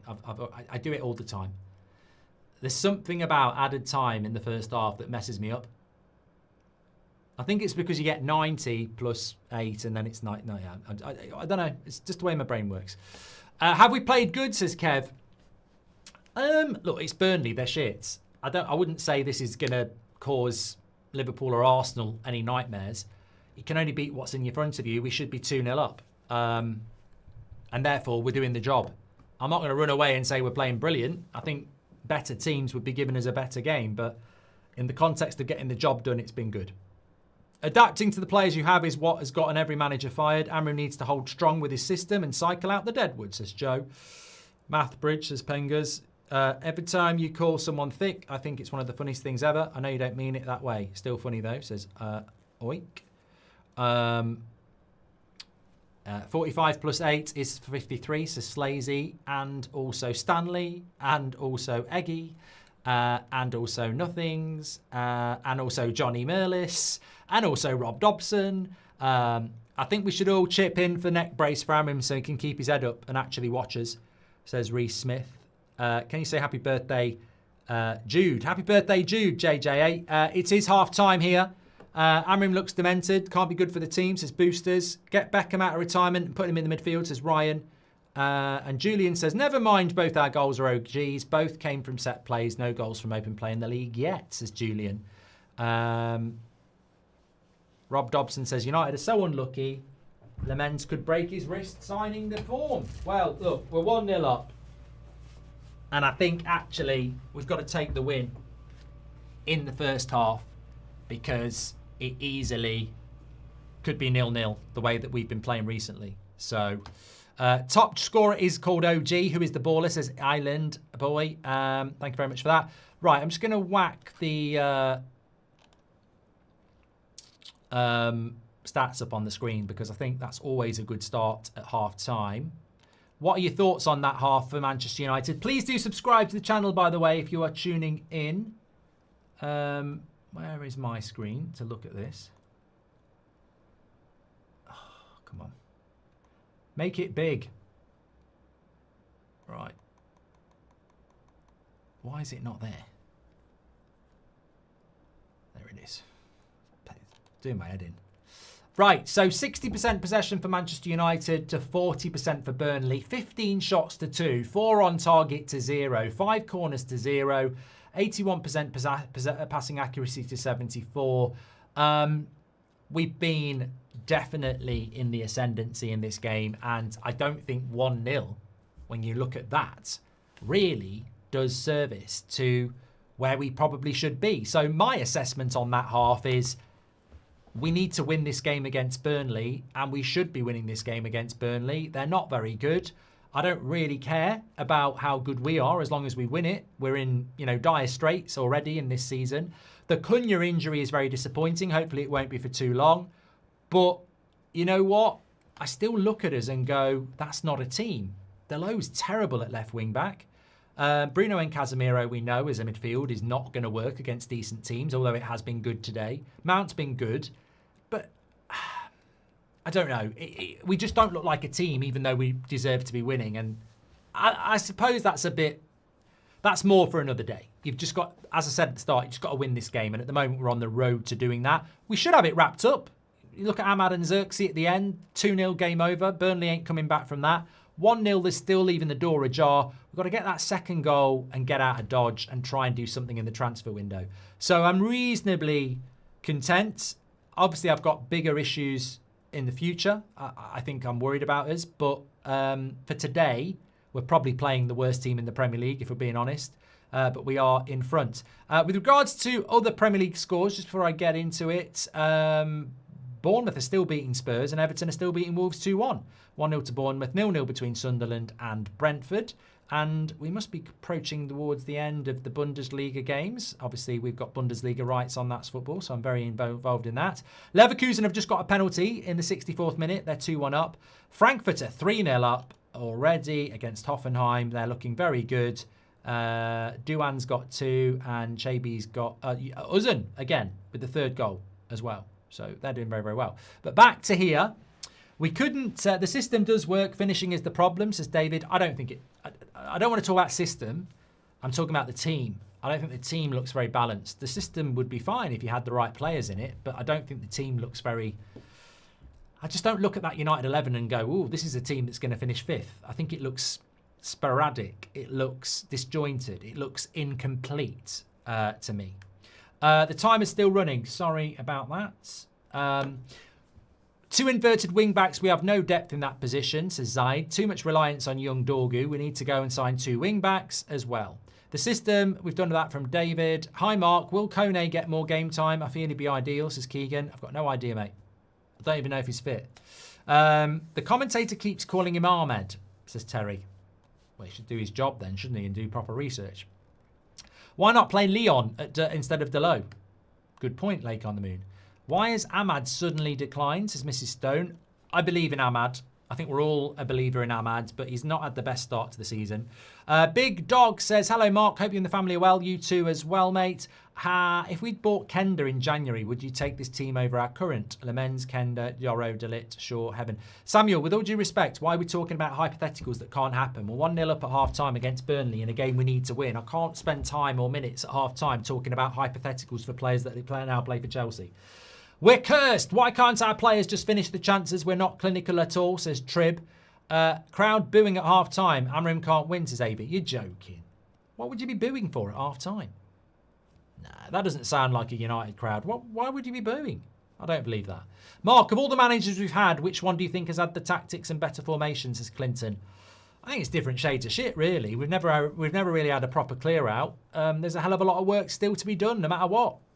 Kevin says, if Onana was playing for Burnley, we'd be 4-0 up. Just shows our keeper makes such a difference. Also, Xerxes playing with weights on his feet. Xerxes won't be match fit. I mean, he had no pre-season at all. Can't believe Onana is from LA La Messiah Academy, says Ta. We need a shooting coach, says Shane. Should have been a penalty on Xerxes. I think he did get kicked, mate. I think that's a very good point, Nate. Absolutely horrendous at converting chances, says PZ. Xerxes needs to finish that, says Stefan. We're in more need of wing-back signings than an 8, says Said. And a man got arrested after the Chelsea game planning a mass shooting, says Ivy. That's terrifying. Terrifying. And well done to the authorities for stopping it. Third match in the Premier League and we should have been at least 3-0 up, says Robbie. Mark, give us a Sean Dyche impression. We're watching Australia, says Ben. I haven't done Sean Dyche in ages, and I don't even think that is Sean Dyche, but it really does hurt my throat. I was in the pub last night, and when I tried to use the urinal, a man... No, I'm not reading that, Juicy. This is about to be another West Ham from last year. I'm not reading it, because I know why you're trying to do it. You're trying to make me laugh. Relax the way Burnley are playing. They have no chance of scoring, says Ryle. This game is a home banker. Whoa, Ryle. I don't like that language, not with my history of Burnley. There was an attempted shooting at the Chelsea game. I'm glad everyone's okay, says Blois. Oh, it's scary, isn't it? Scary when you hear about stuff like that. Sorry, I'm just getting rid of somebody in the chat. You always will get idiots when you open the door to everybody. Honestly, is there a more wasteful team in the Premier League, says Christopher. Happy birthday to Jude, says JJ8. No, sorry, happy birthday to Jude from me, Jude Tomlinson. Hope you have a great day. Why can't we just put our chances away? It's bloody frustrating, says Nigel. Whatever happens in this game, and hopefully we'll go on and win 3 or 4-0, we should be 3-0 up at half time. Whatever happens. So remember that. You can have all the conversations about team selection, substitutions, systems, formations, but we should be 3 or 4-0 up in this game. No. We should be 2 or 3-0 up. Not 3 or 4. 45 million plus, I've done that one. Thank you, Anthony Jury. So I'm not expecting any changes at half time. I think we'll stick with how things are for now. But, you know, I am a bit concerned about the Cunha injury. I am very concerned about the balance of this team. We absolutely need to get this win and then get in the transfer market, because if we don't, I'm very, very concerned for United, of course. But does this... I don't like saying this at half time, but if we win this game, does it solve any problems? It never was going to solve any problems, if I'm being completely honest with you. It never was, because we still need a midfielder, we still need a goalkeeper, and we still need to be... look, the best way I can explain this is by showing you this. There, let me put that on the screen, because this is what I'm talking about. I look at that side and I go, is that a team that can get into the top 6 in the Premier League? And I just go, no, it can't. It just isn't right. Now, can it get better? Yes. But can it be that level? I don't think so. I mean, look, I'm definitely needing a midfielder, and I'm definitely needing to have a different front three to that. And I definitely need a left wing back. So we're playing games in the Premier League and we're not ready for the Premier League. Win today, get active in the transfer market, 100%, because Bruno and Casemiro have done a good job, but it's Burnley. They haven't had a shot on target. So we've still got time left in this window, and we need to do something with that time. Throwback to Burnley, always bloody Burnley. Love the channel, says Benjamin Davids. Thank you, Benjamin. As it stands, it's going to be the same team from the Europa League final plus Mbermo. He's never going to play Sesko anyway, says Eubin. Apparently, Mainu's warming up at half time. That's coming in from Ryan, our producer, which is good. And thoughts on Agate's poor start to the season? It's still too early, but he was one of the better players last season. Harris, I don't know. The way it's going for Agate is going to go the same way as Rasmus, isn't it? Confidence on the floor. Maybe he leaves the club. Fantastic start to the new season, says Fox. Mount is playing like a true United 7, says Daryl. God, the standards are on the floor. Can't finish their dinner, says Jacob. Look, Mount's playing well, but never liken him to a United 7, mate. Another reminder of a keeper making considering you're talking about Ronaldo, Cantona, Robson and Beckham. Come on. It's Burnley. Another reminder of a keeper making a big difference. We're always on the wrong side of it. The space in the game has Sesko written all over it, says Red Devil Girl. Cunha injury opens door to Šeško sooner, or Bruno up and Mainu in. Shows needs for backup, says WG. It's vital we play well against the weaker teams, something we missed last year. Also, what happened to Cunha? I missed the first half. Looks like it could be a hamstring injury. Hopefully not, but that's what it looks like. I mean, it's not the first time I've seen one of those today either.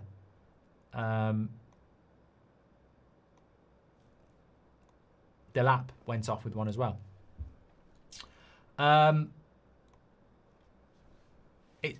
What's all this hype about JJ? Very, very exciting player, Omar. We'll have to wait and see whether anything happens with that.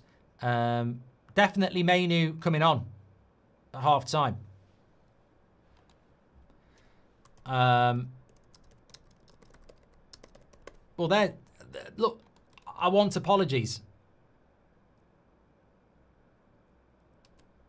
I want apologies because I've said this. Amorim wants him to stay and he wants him to prove himself.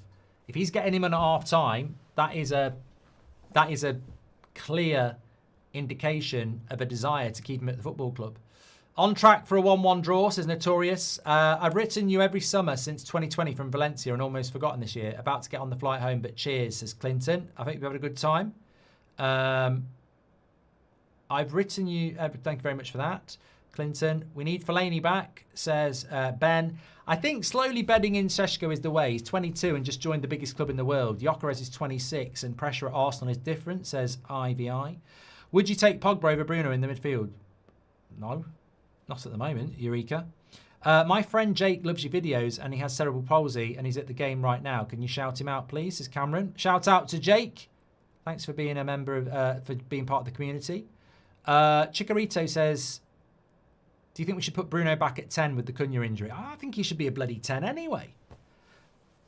Nick P says, we have a tall striker up front who will eventually start and we will have to feed a target man. This team just seems temporary. Yeah, that's it.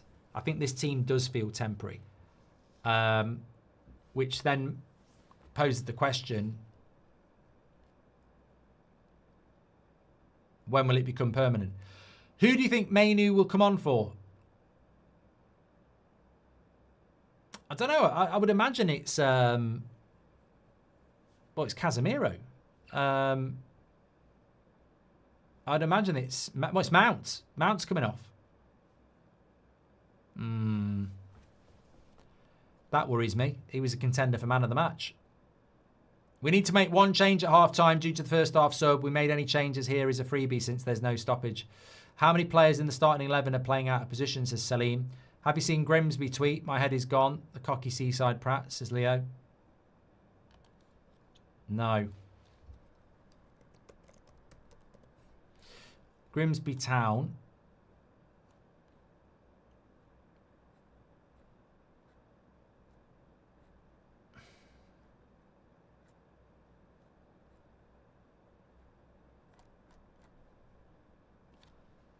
I haven't seen it. I'm on their Twitter, but I can't see anything.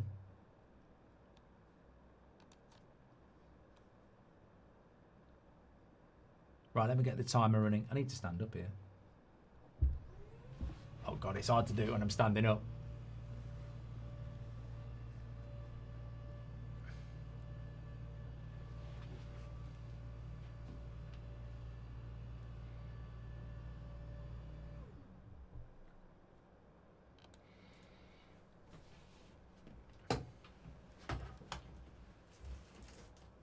Come on, let's get the second goal. Mainu is going to play... I don't know where Mainu's going to play. Maybe Bruno's going to play as a 10. Hopefully that's what's going to happen. Bruno plays as a 10 and then Mainu plays as an 8. That's what I'd like to see. I hope it's not Mainu as a 10 and Bruno as an 8. I think Bruno is playing more advanced. Yeah. Yeah. That's it.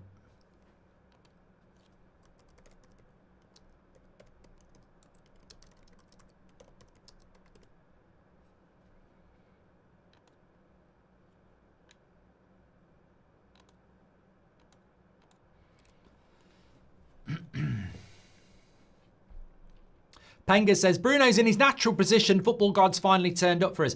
Does anybody know what the situation is with Mount?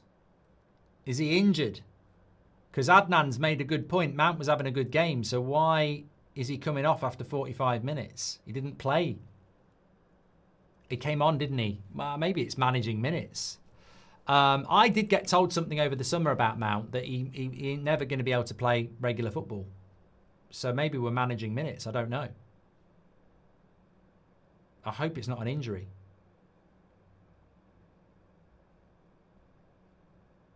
He needed a poo, says Papa Green. How about a charity watch-along on 98 final after a few glasses of red? Thanks for all you do, says Phil. We've got our yearly charity watch-along will be in the November international break on that middle Saturday. Burnley got a chance to whip across in here. It'll be the laptop, Mark, says Xander. Bouncing around the penalty box there, but Bienda jumps onto it. Not bringing on Šeško in for Cunha is the stupidest thing ever, says Jared. I mean, he pleaded for a striker, spent 60 million and doesn't start him. We are long ball FC. Amorim is making as a pub team, says Patron. Team would be playing Champions League football if we beat Spurs, says Zaid. Ahmad miss is Mbeumo's fault. Should have been on the ground, says Nate. I still should finish it, mate. Yes, I agree. It could be a better pass, but you should still finish. Another long diagonal to Delo.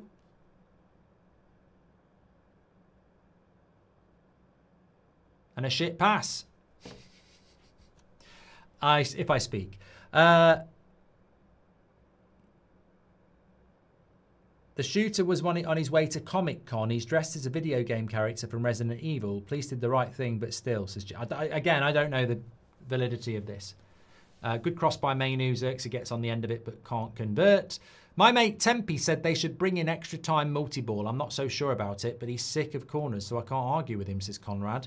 So with Cunha out, I reckon 6 weeks with a hammy. We only bought 2 players now. Net. Sesko bench, no goalie. Apollo tyres at least, says Ross. Carcabo, thank you very much for joining the members club. Appreciate you. Anton, thanks for your super chat. He looks to scrunch his fist, so hopefully just a tight muscle, says it's Cyan. Yeah, I mean, look. Xerxes definitely playing as the number 9 now. Not convinced it's his best position, but that's obviously he will be the support or whatever to Šeško.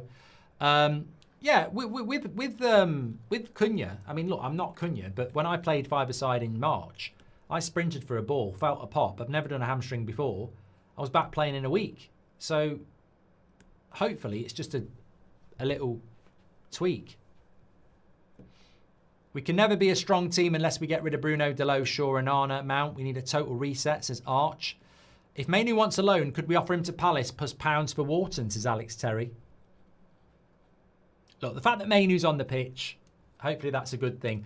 My big fear is, though, that if Mainu stays, it's like a new signing and we don't get a midfielder. Like, it's not like a new signing. We had Mainu, Casemiro, Bruno and Ugarte anyway. Mainu's not a new signing if he stays. We need a midfielder. And I just fear that we're not going to do it. Chicken says, Fotmob says it's Mount injury. And Jim says false alarm shooter was dressed for Comic Con. Tom says, is there any way back into the team for the 4 outcasts? No. Fotmob says injury, says Sadiq. For Mount.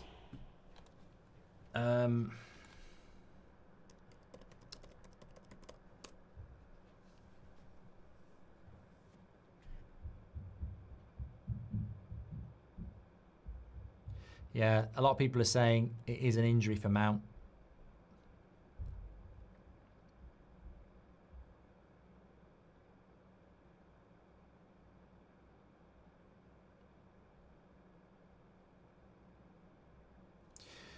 Yeah. The general consensus is that it's an injury because he was playing too well to be subbed off. Yeah, look, hopefully it's managed minutes. He was only ever going to play 45 minutes, but in a game like this, when you've got a player playing well, very few managers are going to say, I'm abiding by that. I would be keeping him on for another 10. Apparently Everton have just made it 3-0. 3-1 against Wolves. Wolves could be in big trouble.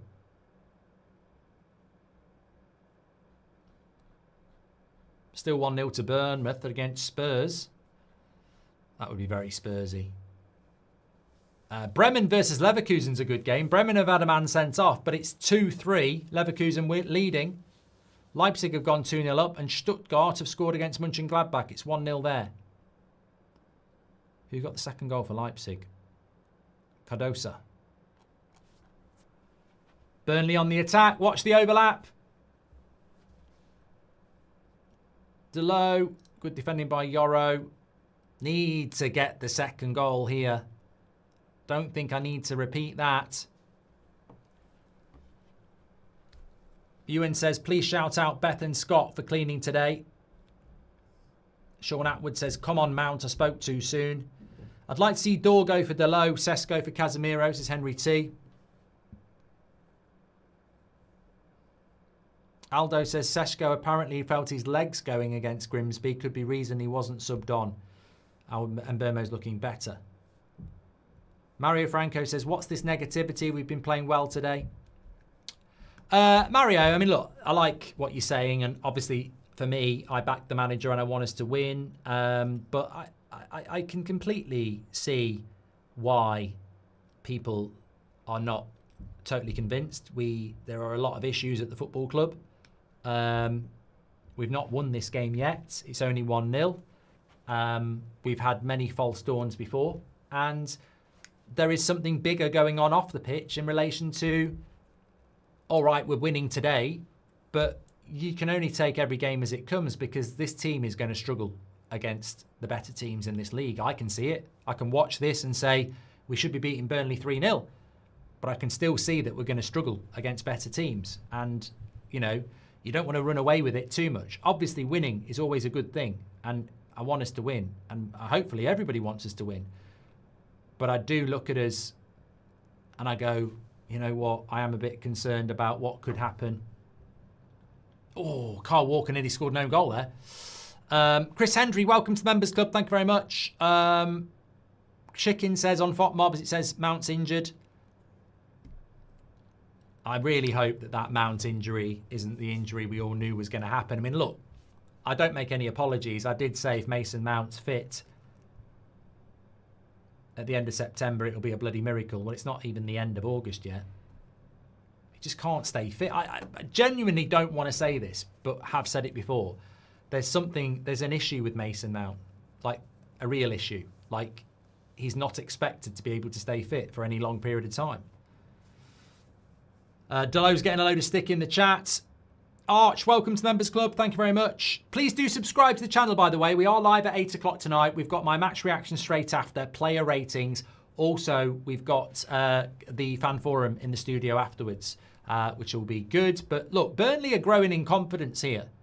Not going to say it's not true.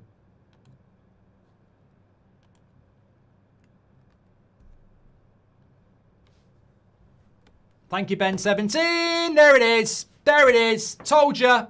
Literally just said Burnley are growing in confidence. All the chances we've missed. And there it is. It's so bloody predictable. Mario was literally saying, why all the negativity? Because we've played the game. We know what happens. We know what happens. This has been going on for years. We can't put teams away. We can't even put shit Burnley away. We can't. That's their first shot on target. We should be 3-0 up already, and it's 1-1 because we can't put teams away. Absolute joke, but not unexpected. They've been growing in confidence. I mean, shit, it's just rubbish. Exploiting the Delo side as per usual.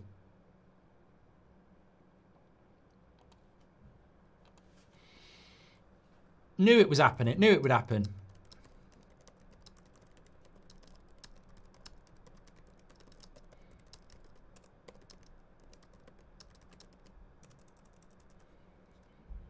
I'm not even shocked. I'm not even going to get angry. Like, I think we all knew it was coming. Can't miss that many chances. If Ahmad and Xerxes score those chances, it's over. But at 1-0, you've always got a chance. I mean, I'm doing Scott Parker's bloody team talk for him. At 1-0, you've always got a chance. Delo, get it! 2-1! And Boomo! Boom! Shakalak! And who's been having a go at Delo? Yeah, I told you. Get him in the Ballon d'Or Team of the Year. Lovely play by Delo. Gets the cutback with his left foot. And then Burmo scores his first goal from the Premier League, in the Premier League, for Manchester United. And I tell you what, we needed that. We needed that quick. Burnley making it 1-1. United getting back 2-1. Literally from the kickoff. Binder, long ball from the kickoff. And little flick by Xerxes. Mistake by Kyle Walker because he's crap. Delo cuts it back. And Burmo. That is literally within, 10 seconds from kicking off from being 1-1. Perfection. That is so well timed. Good cutback by Delo. And Burmo on his left foot. Right, let's go kill the game. Let's kill it off properly this time. Relief. 2-1 United.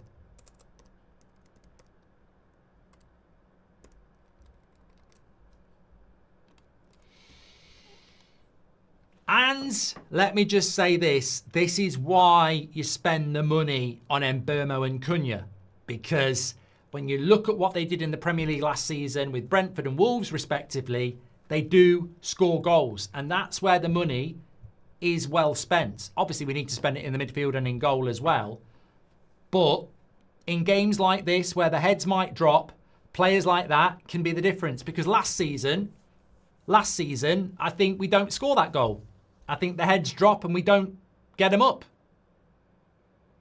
So I'm very happy that Mbeumo scored that goal. But look, we've got to get our heads up here. Burnley, the game's starting to open up. We've got Bruno playing in the 10. Should be doing better. Bookshot says, just finished work, how are we playing? Wow, typical Man United. We're giving everybody's got, oh, here we go again. He's offside. Bloody hell. The game's wide open here. Someone said Bonnie Blue. Well, yeah, wide open. Finally, Delo contributes in a positive way. I like him, but need to see more of that from him, says Calvin. Amorim's body language is awful, says Toom. Put some respect on Delo's name, says Cole. Mate, he has been shit today. Come on. Is he offside? I think he is offside. Don't say it's not offside. I think he is offside. It's tight, but I think he's off.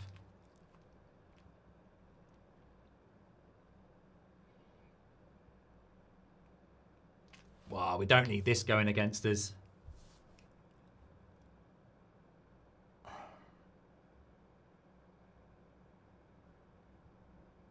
What? Why are we playing an offside trap against fucking Burnley at Old Trafford?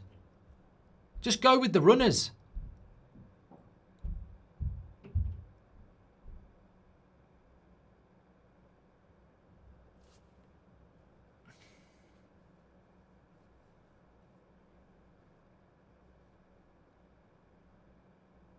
It's offside. It's offside.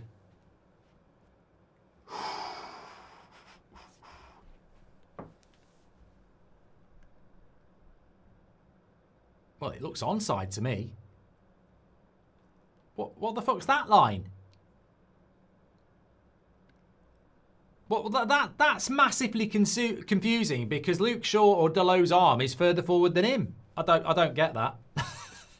I don't get that one at all. I mean, it might be being really thick, but that looks onside to me. Nico Jackson called back to Chelsea, says Will. I don't know about that. Delo's better than Yamal, says Connor. Man United to get relegated, says Joel. No. Delo is the symbol of our rotting club. I think that was before the assist from One Inch Wonder. If you can't score, you don't win. Simple as that, says Robert. Look, we've had a right rocket up the arse here. We should have been 2-3-0 up and home and hosed. It's gone to 1-1 and then we've managed to get another goal straight after theirs. Finish the bloody game off.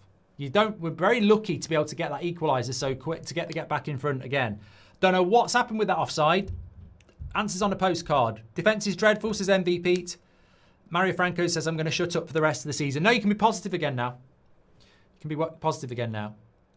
Delo's probably at fault for the goal anyway, so getting an assist is the least he could do.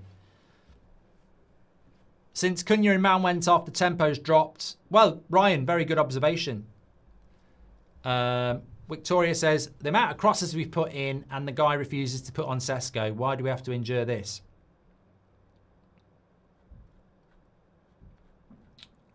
Oh, you know what? I knew this was going to be an endurance test today. We were never going to cruise 3-0, were we? As much as I'd love to go back to those days, it was never going to happen. It was always going to be tense. Constantine says Burnley were robbed. Yoro played him on. Hey, mate, I can't understand it myself. Nice little flick by Mainu. Good play. Shoots over the bar. Get Stevie Wonder on the VAR with double salary, says Robin. Mainu in for Mount and we look lethargic, says Matt. How can you have back five and be so unmarked twice, says Matthew H. And Mainu is dreadfully slow. He leaves the midfield open, says Esteban. Chris says, I'm not sure about Mainu in that midfield.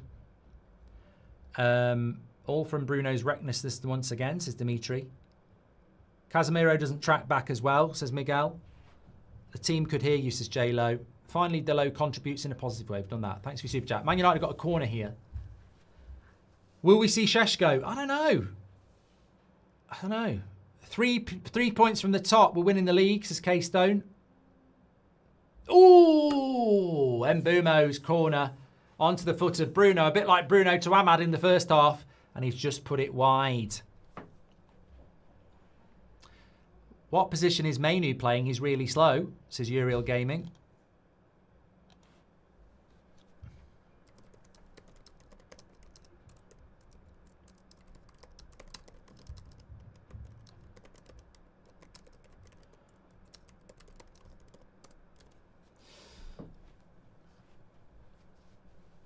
Bono says, did they not just show that was onside?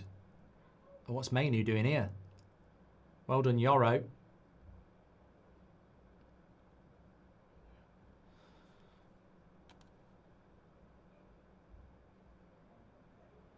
Leipzig have beaten Heidenheim 2-0. Frankfurt have beaten Hoffenheim 3-1.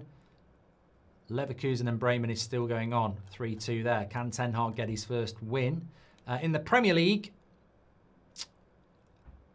Brentford and Sunderland are still 0-0. Tottenham are losing to Bournemouth. And Wolves are losing to Everton 3-1. And Tottenham are losing to Bournemouth 1-0. Man United are 2-1 up here, but there's still half an hour to go. Mainu loose passing, says Adnan. Red Army says the defence is all over the place. Maguire.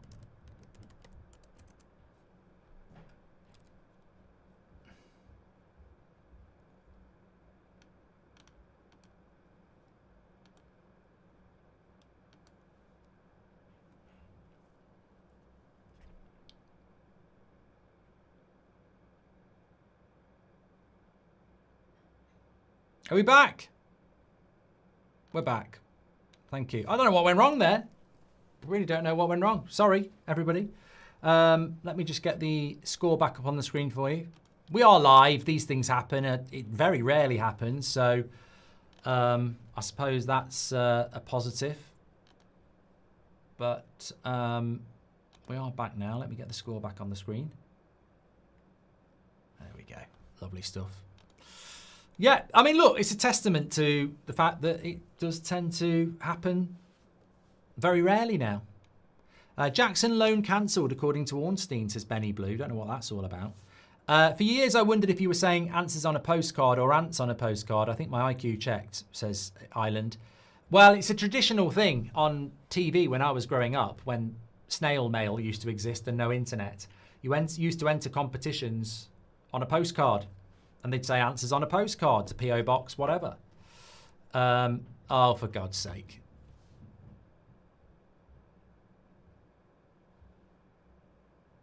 I don't know what's going on here. It's a long throw. And it's 2-2. Okay, now. But it's 2-2. You know what? There's not really any point anymore, is there? There's just not really any point. What's the point? There's just no point. There's no point. There's absolutely no point. We may as well just fucking give up. It's a waste of time. It's an absolute waste of time. There's no point. There's no point. May as well put a fucking cat in goal. I mean, what the fuck is going on? It's a long throw-in.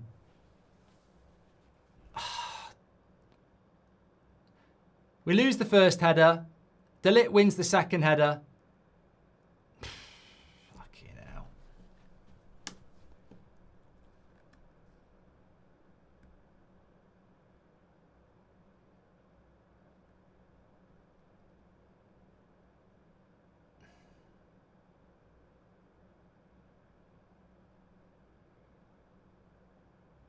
I think it's an own goal. I think Mainu kicks it against Binder. I mean, what's he diving for when it's already over the goal?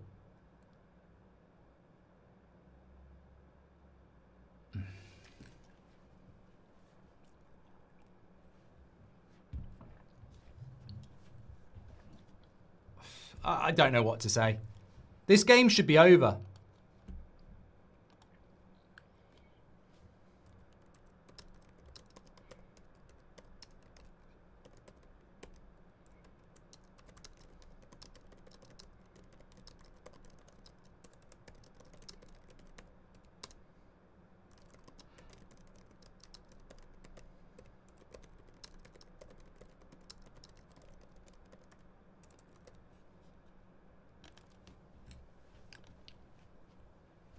Bartley says, I feel bad for United Strand. Look, you know what? People are saying, like, you're not going to say anything. I mean, I don't know what you want me to say. You know, I don't do fake. We can still win this game with 20 minutes to go. But the fact that we've made such hard work of Burnley, I'm thinking what's going to happen against Chelsea? What's going to happen against Spurs? What's going to happen against Newcastle? Like, you know, that's my problem. I think Burnley are going to get relegated and we're struggling to beat them at Old Trafford. So maybe there'll be a late winner. But good play by Delo. Cut it back. That's shit. Maybe there will be a late winner from United. But the bigger problem is how hard we're having to work to beat a team like Burnley, with all due respect. It's going to be a nightmare this season. It's going to be a nightmare. It's absolutely criminal that we haven't bought a midfielder and a goalkeeper. Criminal. And you can bring Mourinho in, you can bring Ollie back, you can bring Ollie and Mourinho back, but they still haven't got a midfield and they still haven't got a goalkeeper. And I just think it's criminal how we are in this season with this type of a team. It's madness. And the game should be over. Whatever you think about the manager, whatever you think about the players, we should have been 2 or 3-0 up at half time and we wouldn't even be in this position. So the goals we're conceding are shit, but it's the same old problem. It's the same old problem, isn't it? Mainu invisible, every pick, says Roosh. How are people saying Amorim out? How is that his fault? Just crap mistakes? Yeah, but that's ultimately fat Scotsman. That's the way football works, yeah. You know, it will be Amorim's fault for some reason, even though if even if Ahmad and Sesko had took their chances, it'd be a different story. The clocks, there's nothing wrong with the clock. That's always been the same.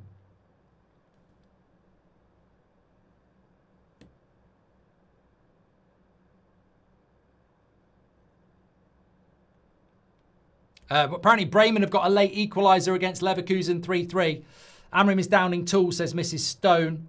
Imagine the job on the line and Binder held that in his hand, says Jason.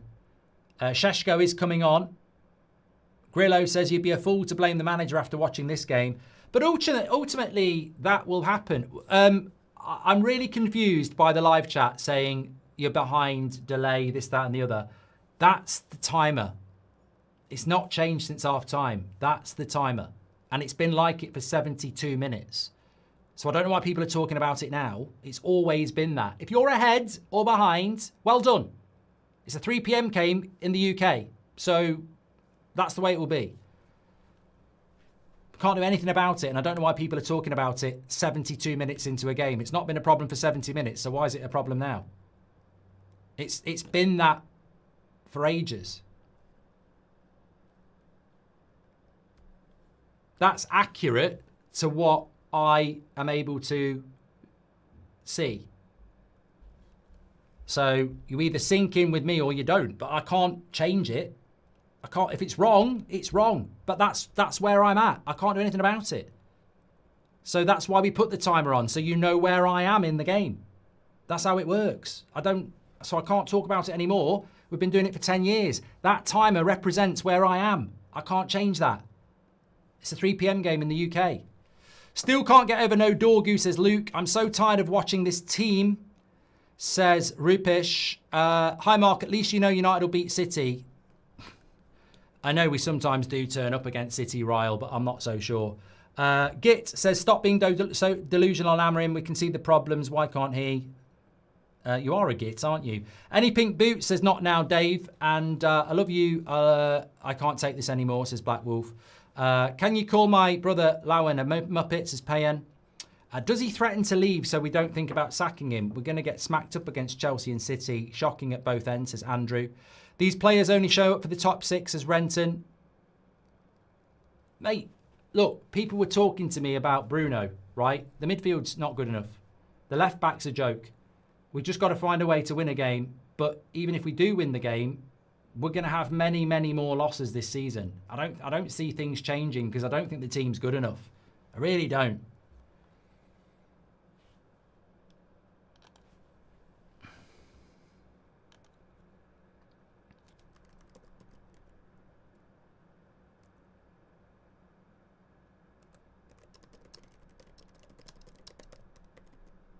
Brentford have scored against Sunderland as well.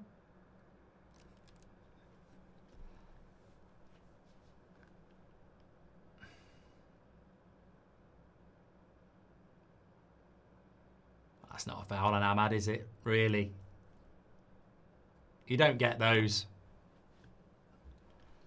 You don't get those. Would you make any subs? I don't know what we've got on the bench. We've used the bench, haven't we?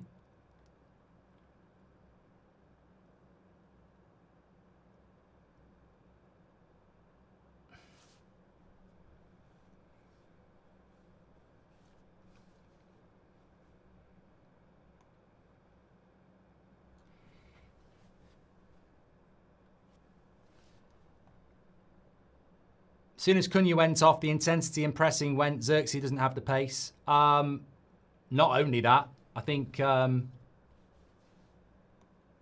Mount as well. JZ is terrible at anticipating the play, says Nate. Thank God we're not in Europe. We'd be laughed at, says Kia. Bruno's just been booked. Amorim playing 3 centre-backs against Burnley and Grimsby conceding. Oh, here we go, Owen. You don't understand football, pal. It's nothing to do. Playing 3 centre-backs was absolutely fine for Sporting, wasn't it? It was absolutely fine against Arsenal. It's a system. The wing-backs are meant to become wingers in this system, and you play with 3 at the back instead of 4. How's about talking about Ahmad missing a sitter at 1-0 and Xerxes missing a sitter at 1-0? We're 2-0 up, we're 3-0 up, the game's over. Like, look, Amorim will pay the price. There's no doubt about that. But does Amorim miss sitters? He will be under pressure. He's the manager of Man United. He's going to be under pressure. But you analyse a game or you don't analyse a game. You're talking about 3 centre-backs being the problem. What about being 3-0 up at half-time? Because we fucking should have been. Is that to do with 3 centre-backs? How many times do you have to win a game in a Man United shirt? We should have won it. Should have already won it. It's always the players. It always comes back to the players. With the previous manager, with the manager before that, with the next manager, because there probably will be one, you're still going to keep blaming managers instead of blaming players and owners. It's always the manager. And it's never what's staring you in the face. The players ain't good enough. They've never been fucking good enough. And they're not good enough now. It's the same cycle every 2 years. It's the same fucking parasites as well in the club. Always the same. I'm not manager FC. I just don't think it changes by changing a manager. Because you're still going to have the same players. How are they not good enough to beat Burnley at home? 600k a week in the midfield. Just in the midfield. On 2 players, 600k a week. And we can't get hold of Burnley.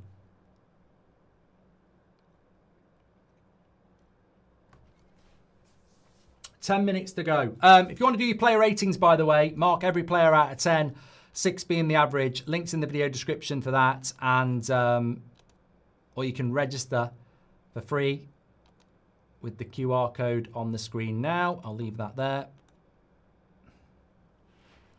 Draw's the worst result as well.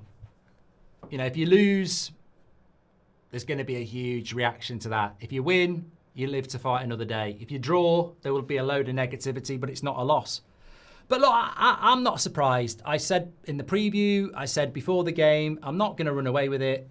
It's bloody Burnley. It's always Burnley. And I knew this afternoon was going to be uncomfortable. And it has been. Delo playing 90 minutes is incredible. I just hope we can find a winner. Xerxes. Apparently I'm whinging a lot today. Well, you know what? I think I'm entitled to whinge. Playing fucking Burnley and drawing 2-2, mate. We used to be a decent football club. I think whinging is probably a low level of where I should be. We'll be constantly inconsistent until we get a new midfielder and a goalkeeper, says Dakota. Xerxes is single-handedly killing our attacks, says Red Devil. Worst season ever last season, and we only buy 3 players, says Treble Originals. It's almost like the people who said that it's not going to work with Ineos and the Glazers is right. What's changed? It's got worse. Good cross by Ahmad. Good defending by Burnley. 10 minutes to go. Thanks everybody who's tuning in. Please do subscribe to the channel, by the way. Bottom right-hand corner. Bruno with another cross. It's a good cross, Delict, but the keeper is having a fucking world. He was fucking shit for us. Couldn't fucking kick the ball for us. Knobheads. I hate these fucking players who are shite for us and then they come back and they're playing like fucking Prime Yamal. Does my head in. You could have picked that out as well. You knew Depraviga was going to play well today. Absolutely dog shit for us, but oh yeah, I'll turn up in the other team and play really well. Bruno. Don't shoot, Bruno. Gives it to Delo, who hasn't got a left foot. Puts it onto his right. And Burmo. Oh, come on, there's got to be a goal.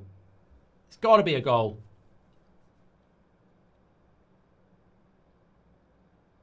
They're going to clear it. Always keep calm, says if Ahmad gets higher than a 2 in your player ratings, you've done something drastically wrong. United should give a manager 4 to 5 seasons to give them a good chance. Too many managers fired prematurely, says Rory. Where would you even go next? I mean, it's incredible, actually, when you think about it. Let's say they did sack Amorim. He's just had 200 million quid.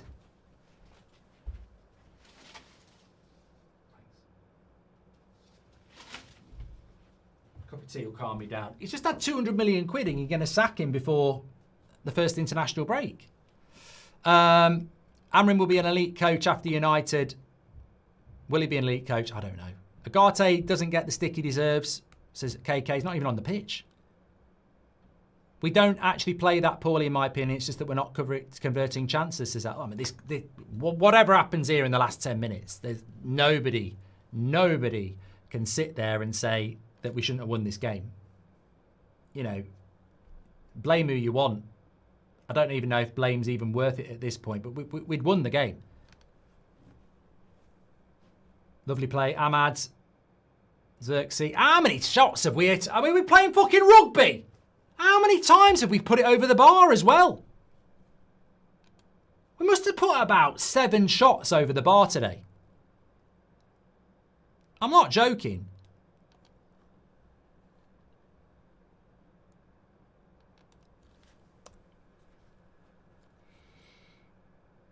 Hey, don't forget Burnley could still win this game. Talking about a late winner for United. I think whatever happens in the next 10 minutes, it's not going to appease everybody, is it? There's going to be a lot of moaning even if we win it because it's only fucking Burnley. Oh, dear me. Burnley will get relegated, you know. Burnley might finish bottom. Put that into context. Burnley might well finish bottom and we're struggling to beat them at Old Trafford. Terrifying. I don't want to be right, but this midfield's trash. Everyone's screaming and shouting, please don't go to Mainu, and I don't want him to go, but more importantly, Please don't go Mainu, and please fucking sign a midfielder. Like, we do need a midfielder, regardless of what happens with Cobby. More flicks than a game of Sabutio as well. Just play a simple pass. We've been flicking it around all day.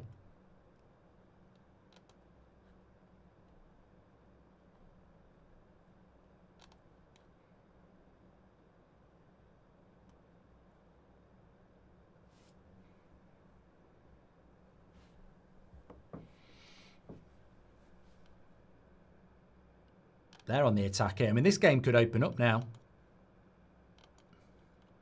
That's a foul. It's a yellow card. Should be booking him, ref.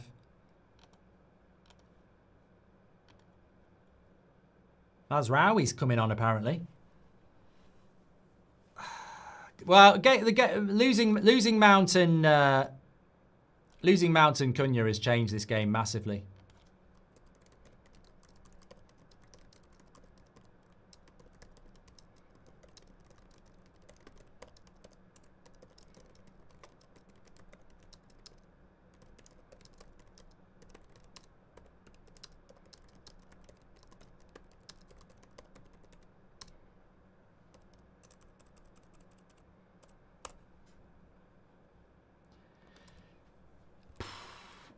Do you think we'll score a late winner? I think it's a bit like saying, do you think we'll sign a midfielder? You know? Probably not, but let's hope so. Jem says Amorim should get his boots back on. He'd do better than this shower of shit. Binder has made 1 save and conceded 2 goals, says Mantej. Yoro's coming off for Mazraoui. St. James says, what will happen if you sack another manager? Same mistake every 2 to 3 years, and years of players just not turning up, being good enough. Mate, it's like talking to a brick wall. There are still going to be a shitload of United fans saying sack the manager, because I don't even understand. I can't argue with them, because I don't understand that logic. They don't seem to think, why is sacking a manager going to change the fact that we still retain shit players who aren't good enough? You can't polish a turd. This midfield's not going to work under Arteta. It's not going to work under Pep.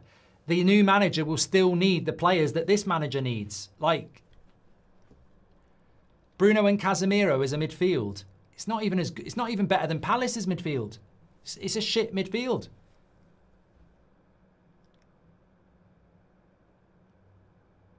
Another one over the bar from a header from Šeško. Simo says we're going to have 2 out of 15 points after the City game. I mean, look, if you've got 2 points from 15, you're gone. Looks like these players are missing on purpose. It was only 2 months back when Xerxes was scoring worldies, says Samir. Half-time record could be in danger here, says Theo. Oh, shit, yeah. Look at the bright side. United might get their first point of the season, says Joe. Yeah, so Man United have this amazing record where they've never lost a game when they've been winning at half-time at Old Trafford. We're going to lose it to fucking Burnley. Do you think Ineos realising they need to do something before the window closes now, says Emperor? Connor Dunn says, 4 games and Šeško has had 0 chances. It's pathetic. He just had a header there, just over the bar. Bartley says, we're closer to relegation than people think. Well, of course you are. Burnley will get relegated. Burnley will get relegated. So if we can't beat Burnley at Old Trafford, what does that say about us?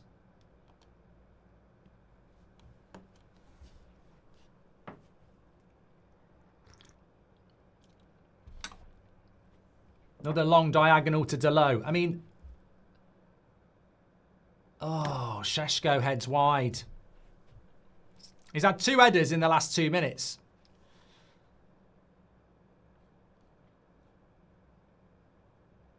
Burnley have won a game and we haven't, says Ankush. The commentator just said the start of this season is the same as Van Gaal's in 14-15. Good pre-season, lose to a lower team and draw with Burnley. I went with an Arsenal win tomorrow, Diego. Matthew says, the manager isn't even here a year. When did the runway to get us to be a decent team get shortened to a matter of months, says Matthew. Pick up the phone to Southgate, says Esteban. Stephen's talking about relegation. How many of these players do you think would hang around then? It's always Burnley, says Ryan. Time is fast running out.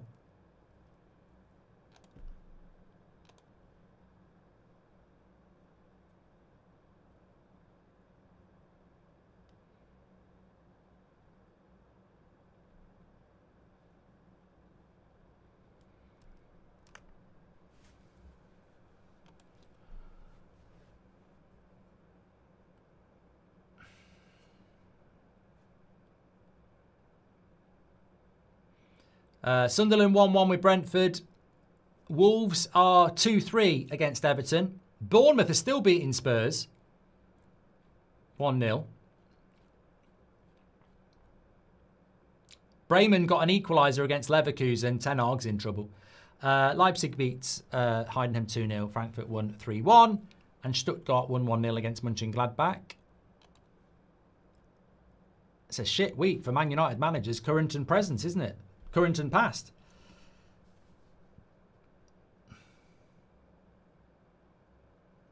Time's running out here.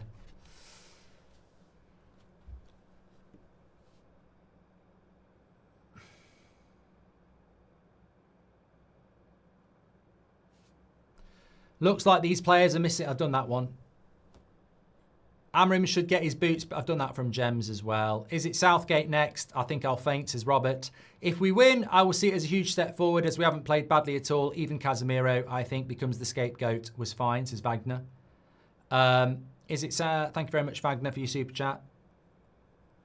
Good play by Delo. He won't have the pace to get past Walker. Why did he fucking try?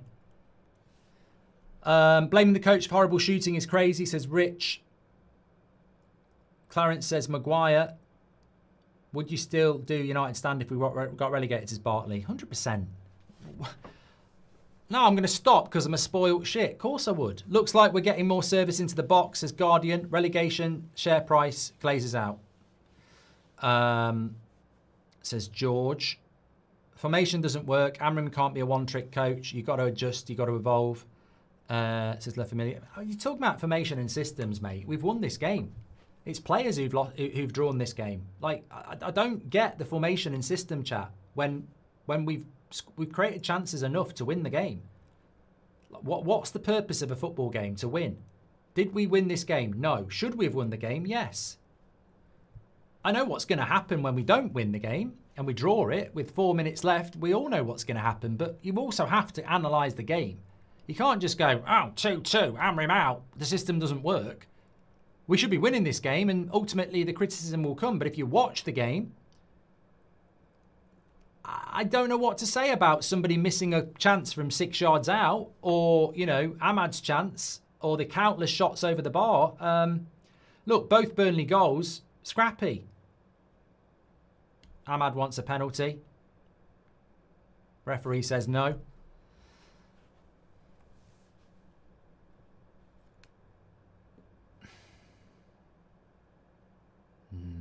It's hard to see.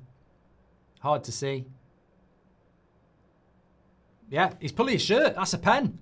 That is a penalty. 100%. That is 100% a penalty. 100%. He's pulling his fucking shirt. You've got to give that. You can't just say no, play on. You've got to fucking give that, mate. Surely.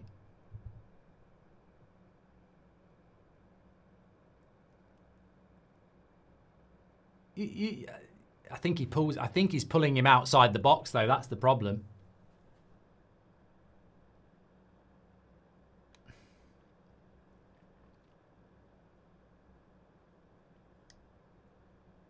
Get in! Come on! Don't you fucking miss this, Bruno! Don't you fucking miss this! Don't you miss this! Oh, come on! Come on! Shut up, Burnley. Shut up, Burnley. That's a penalty. He's got to give it. He's got to give it. He's not going to not give it. They never don't give it. This is a penalty. Oh, I don't know whether my nerves can take this. I don't know whether my nerves can take this. 100% a penalty. Look at the pull on the shirt. There it is. No fucking about. It's not lucky, is it? It's unlucky that people have missed chances. It's not lucky. It's a stupid foul by the Burnley player. He shouldn't be trying to take his bloody top off. Thinks he's on you porn. Look. Pulling him back. 100% a penalty. Ah, come on. Bloody Stevie Wonder would give that. Look at it. You can't do that. People saying it's dive. How's that a dive when someone's pulling your bloody shirt? I'll tell you what. Usain Bolt wouldn't have won the bloody broken the world record if someone was pulling his shirt back, mate. Why are we looking at this so much? Don't you be the dickhead. Don't you be the dickhead that breaks history and doesn't go with VAR. You can't do that. You can't do that. Make sure you're subscribing to the channel, bottom right-hand corner.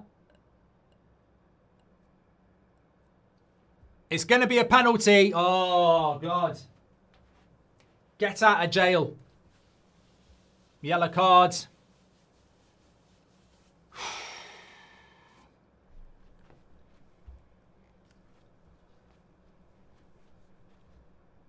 Amorim probably won't be looking at this. Shut up, Burnley. Take your bloody medicine.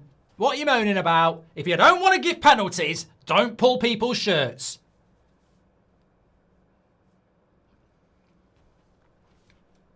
Simple as that. As my granddad always said, if you don't want an STD, don't stick...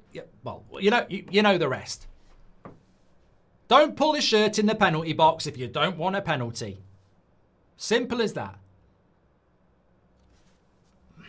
We've got to score it yet.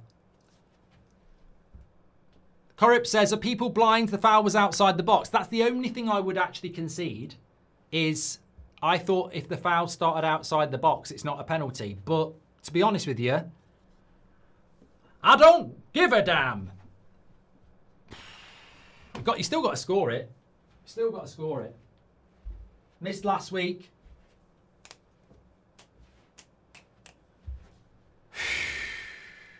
Come on. And you know what? I don't know what's going to happen, but to me, this is where you either support Manchester United or you don't. Because there will be people after this game, if we win, going embarrassing. Embarrassing. Yeah, it's embarrassing for Man United to win a game of football, isn't it? Because we win all the time. You know, we've won so many trophies in the last 10 years.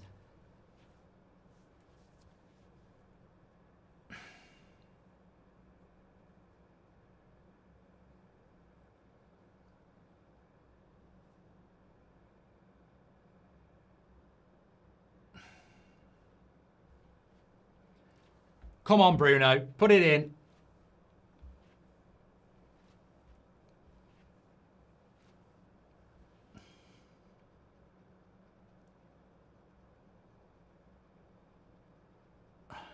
Come on. Get in! Get in! 3-2, Manchester United right at the end. That's football. That's United. I don't give a shit if it's embarrassing. I tell you what, anyone saying it's embarrassing, you're not a United fan. We're bloody awful. We don't win games very often. I'll celebrate it when it bloody happens. And I tell you what, this game where we've been so fucking shit, we should have been 3-0 up at half-time. The game should have been over. We've already won it once. We've had to go and do it again. So don't talk to me about bloody luck or embarrassing. It's a bit embarrassing that it's took us till the end. Should have fucking won the game anyway.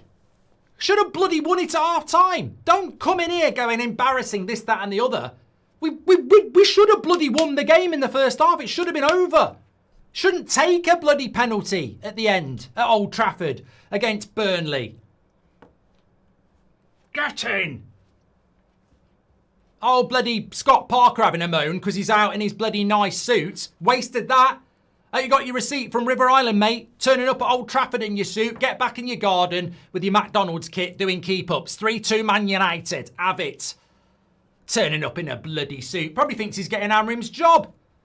Hope you kept the receipts. 3-2 United. I don't care whether you say embarrassing. I don't care. It's called supporting your team through thick and thin. All I want to do is win. I'm a poet and I didn't know it. It's not over yet. Actually, I don't know what I'm doing. It's not even over yet. Burnley still bloody... I don't know what I'm thinking about. Burnley could still equalise.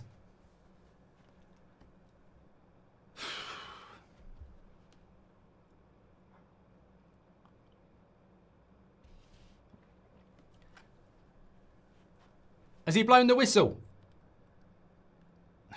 Delo and Bruno celebrating a corner. I thought the game was over. That was slightly cringe.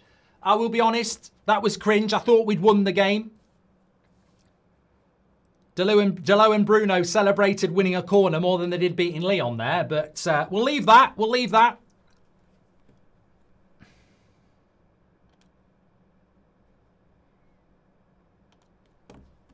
We need a title for this.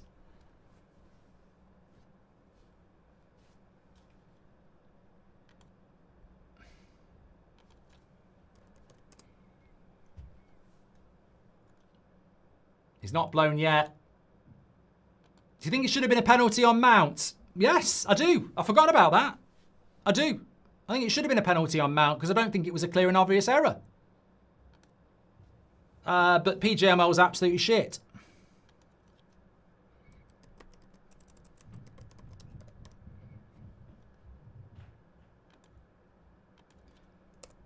Look, all I wanted for me and you and me was to go into the international break with something not to be negative about.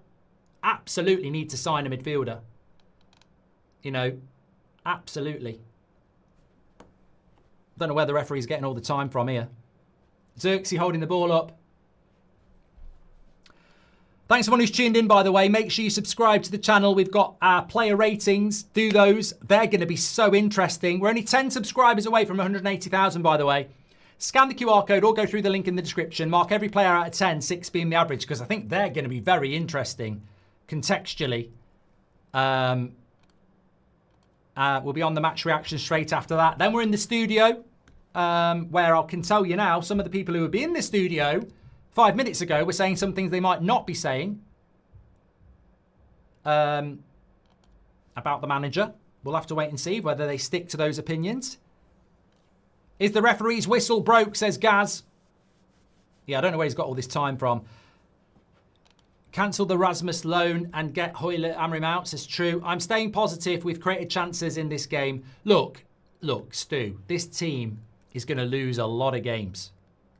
You know, this is a plaster on an open wound. Like whether the manager needs to go or whether we need to sign players or whether a new manager makes any difference. I don't think so. I think the problems are at the top of the football club and in the playing staff. We ain't out of any woods. Burnley will probably get relegated and they've only lost 3-2.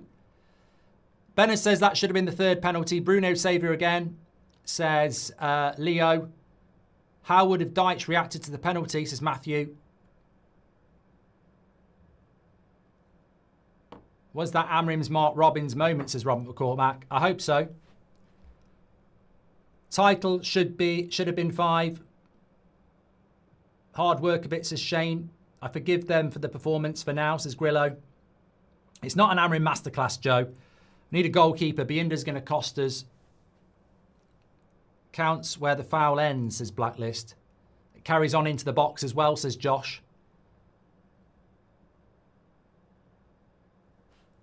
They've still got a chance to throw it in here.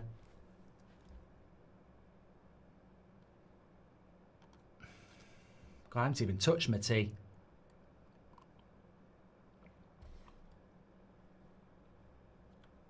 Thanks everyone who's tuned in, by the way. Final whistle. Man United win 3-2. Bruno's absolutely ecstatic. You know what? I'm happy that we've won. And I will, you know, obviously stick up for the team and the players for that win. But, you know what? There are certain celebrations that may be a little bit over the top. We've just struggled to beat Burnley 3-2 at Old Trafford. Hopefully it's going to be a Mark Robbins moment. I don't think you should never, ever not be happy about winning a game that we should have won. But I'll tell you in the match reaction, like the win's really important, but like, come on, we also need to accept that there are home truths there. They absolutely have got to do one or two things. Sunderland beat Brentford 2-1. Bournemouth beat Spurs 1-0. And Wolves lost to Everton 3-2. We will be live straight after this game. I will be live doing the match reaction. Don't forget to do your player ratings. I'm really interested to see who you're going to give man of the match to and what your ratings are going to be, because I've never even thought about that. I'll see you over on the match reaction in a couple of minutes.